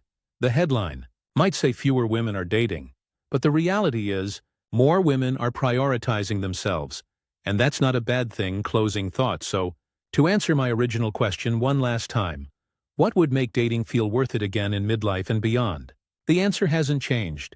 It's worth it when the relationship adds joy instead of draining it. Until then, there's absolutely nothing wrong with choosing yourself, and honestly, that's the best lesson I've taken away from all of this. Stories number 26. So, plane is flying to Toronto when a blonde in economy decides she's had enough of cramped seats and sneaks up into first class. The flight attendant comes over, checks her ticket and says, "Ma'am, you paid for economy. Please return to your seat." The blonde flips her hair and replies, "I'm blonde. I'm beautiful. I'm going to Toronto. And I'm staying right here." The attendant tries reasoning, explaining the rules, even hinting she could get in trouble. But nope. Same answer every time. "I'm blonde. I'm beautiful. I'm going to Toronto. And I'm staying right here." Frustrated, the attendant goes to the cockpit and tells the pilot and co-pilot about the situation. The co-pilot says, "I'll handle this." He walks up to her and calmly explains, "Ma'am, this seat is reserved, and you're not allowed to sit here. Please return to economy." The blonde, without missing a beat, says, "I'm blonde. I'm beautiful. I'm going to Toronto and I'm staying right here." Now the co-pilot is just as stumped as the flight attendant. He heads back to the cockpit, shaking his head. Finally, the pilot says, "Wait, she's blonde? Don't worry, I've got this. I speak blonde. I'm married to one." He strolls down the aisle, leans down, whispers something in her ear, and immediately she gasps, says, "Oh my gosh, I'm so sorry," and jumps up, heading straight back to economy. The flight attendant and co-pilot are floored. "What did you say to her?" The pilot grins and says, "I told her first class isn't going to Toronto." Stories number 27. Went to first big event after becoming sober. Waitress went out of her way to be respectful and kind. Story recently. I went to my best friend's wedding. It's important to note, I'm newly sober 25 months, a few weeks out of rehab, so naturally the servers all go around, filling up the wine glasses when they got to our table. I had just said no thank you. She said no worries, I'll just put a little for the cheers. I explained a little that I was newly sober and would prefer her not to. She promptly apologized and actually thanked me for telling her. I didn't realize it until the end of the rite, but I think she had told her co-workers about it, as throughout the night when they would offer to top up people's wines they kept skipping me, so I didn't have to do the explanation every time. This was my first big event since becoming sober, and honestly that waitress's kindness and support meant the absolute world to me. Stories number 28. Aita. For wanting out of my relationship after going through a miscarriage together. My 22F BF 25M of 2 years and I went through a traumatic miscarriage 4 months ago, woke up in a puddle of my own blood while he was at a sport event, and he got home to me crying in the bathroom in panic. He rushed me to the ER. I passed out multiple times from blood loss and fear. By the time we were at the hospital, they confirmed I had a severe spontaneous miscarriage and had lost a tremendous amount of blood for my height and weight. He was there throughout the night with me and took me back home to rest for a few days before I had to return to work. And uni, I work and go to school FT, and he is a graduate working in his dream field. As time has gone by, I have noticed clear differences in his personality and behavior. A month after the miscarriage, he was going out with his guy friends again, and his life seemed to go back to normal while mine felt stuck in that trauma. I tried reconnecting with him and making him see that I love him. Despite all we had gone through, the pain didn't change my feelings and goals with him. He was about to take a state certified exam that would elevate him to a certified professional of the state, and I paid the $500 exam fee for him, along with all my medical bills. Why did I do that? Because I didn't want him to have any other stressors besides his workload and the exam studying. He ended up passing the test first, trying getting the money reimbursed by his firm. I never asked for anything back or a form of compensation. It was a gift, though. All these months he hasn't taken me on a date anymore. No flowers, no loving gestures, not even physical touch. I'm not begging for intimacy in that way, but I miss his kisses and his hugs. When brought up to him, he said I'm rushing things. He never offered to talk about how he felt about all of it or how we felt as a couple about it. I knew how much both of us were looking forward to that baby, coming up with names, looking into a new house to move into, etc. In addition, there were several occasions where he'd be sitting next to me on Twitter liking posts, and many were very objectifying of women. For example, one tweet read, "The ideal body type for a woman is flat chest and a big ass," that of which does not describe me at all. When confronted at the multiple tweets, he would get very defensive and say, "It's just social media, it's not a big deal." But my biggest heartache came when I overheard him talking about a co-worker of his with his friends. He is the coach of a co-ed soccer team with work, and he said, "The biggest pro to being the coach is I recruited eye candy for my team. My girl Brittany is so hot." His friends will sometimes chime in and say that they want a girl who is 5'' and 95 elbs. He just laughs and eggs them on. All of this stuff is gross and so painful to hear as someone who is not only a woman, but who has devoted 2 years of herself to this man and supported him and his successes. I told him about how hurtful this was. Not even 2 months after my miscarriage, I risked my life for us, for our unborn baby, and this is how he's talking behind my back. He aggressively pleaded me to stay and said it was just shop talk with the guys and that he was not thinking. But again, the tweets he was liking after our conversation were insinuating of the opposite. He was liking, "When your GF is at home happy and that one coworker got you thinking of her," and many more. Most recently, he admitted to me that he went to Ojos Locos with his friends. He said he was telling me because he knows I would be upset, but that he wasn't thinking, but that because he came to tell me that I shouldn't be so mad, because he's admitting his wrong. I don't care. I refuse to talk to him. I'm angry and feel super betrayed. I have lost a lot of weight, currently weighing 103 kilograms. I deleted my social apps, and my self-confidence is underground. Growing up as one of 3 sisters with a dad who would bring down the moon and stars for us, I don't get how my BF cannot see how disrespectful he has been since the miscarriage. He used to be such a gentleman, open doors, ask me formally on dates, Always showered me with compliments, hugs, kisses, etc. Now I feel like I've lost him.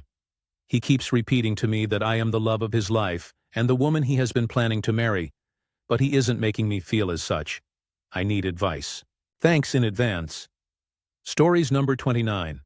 I was admitted into the hospital, and as I settled into my bed, I overheard my roommate using the speakerphone to order breakfast from the cafeteria. Long 3 eggs, scrambled, please slightly runny.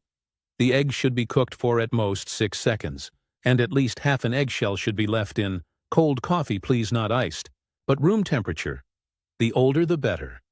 Now I know this is going to sound strange, but please find a used urine specimen cup, dump out the urine, but do not rinse the cup before filling it with orange juice.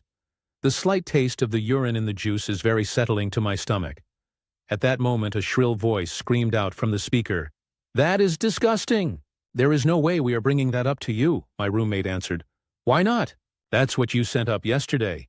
Stories number 30. Emil wouldn't stop asking for grandbabies almost immediately after getting married.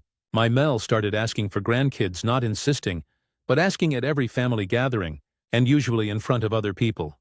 After a while, I thought of the perfect traumatizing comeback and waited at Thanksgiving that year. Everyone was together and she asked again. I looked her in the eye and said loud enough for everyone to hear, "If I told you we are trying and we're having trouble, you'd feel like shit, wouldn't you?" She shrank back in her seat and never asked again.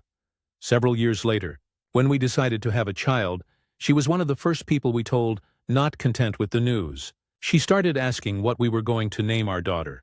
The cherry on top was that we had long ago decided to name our daughter after Mil's mother. So we waited until Christmas, when Emil and Grandma were both there.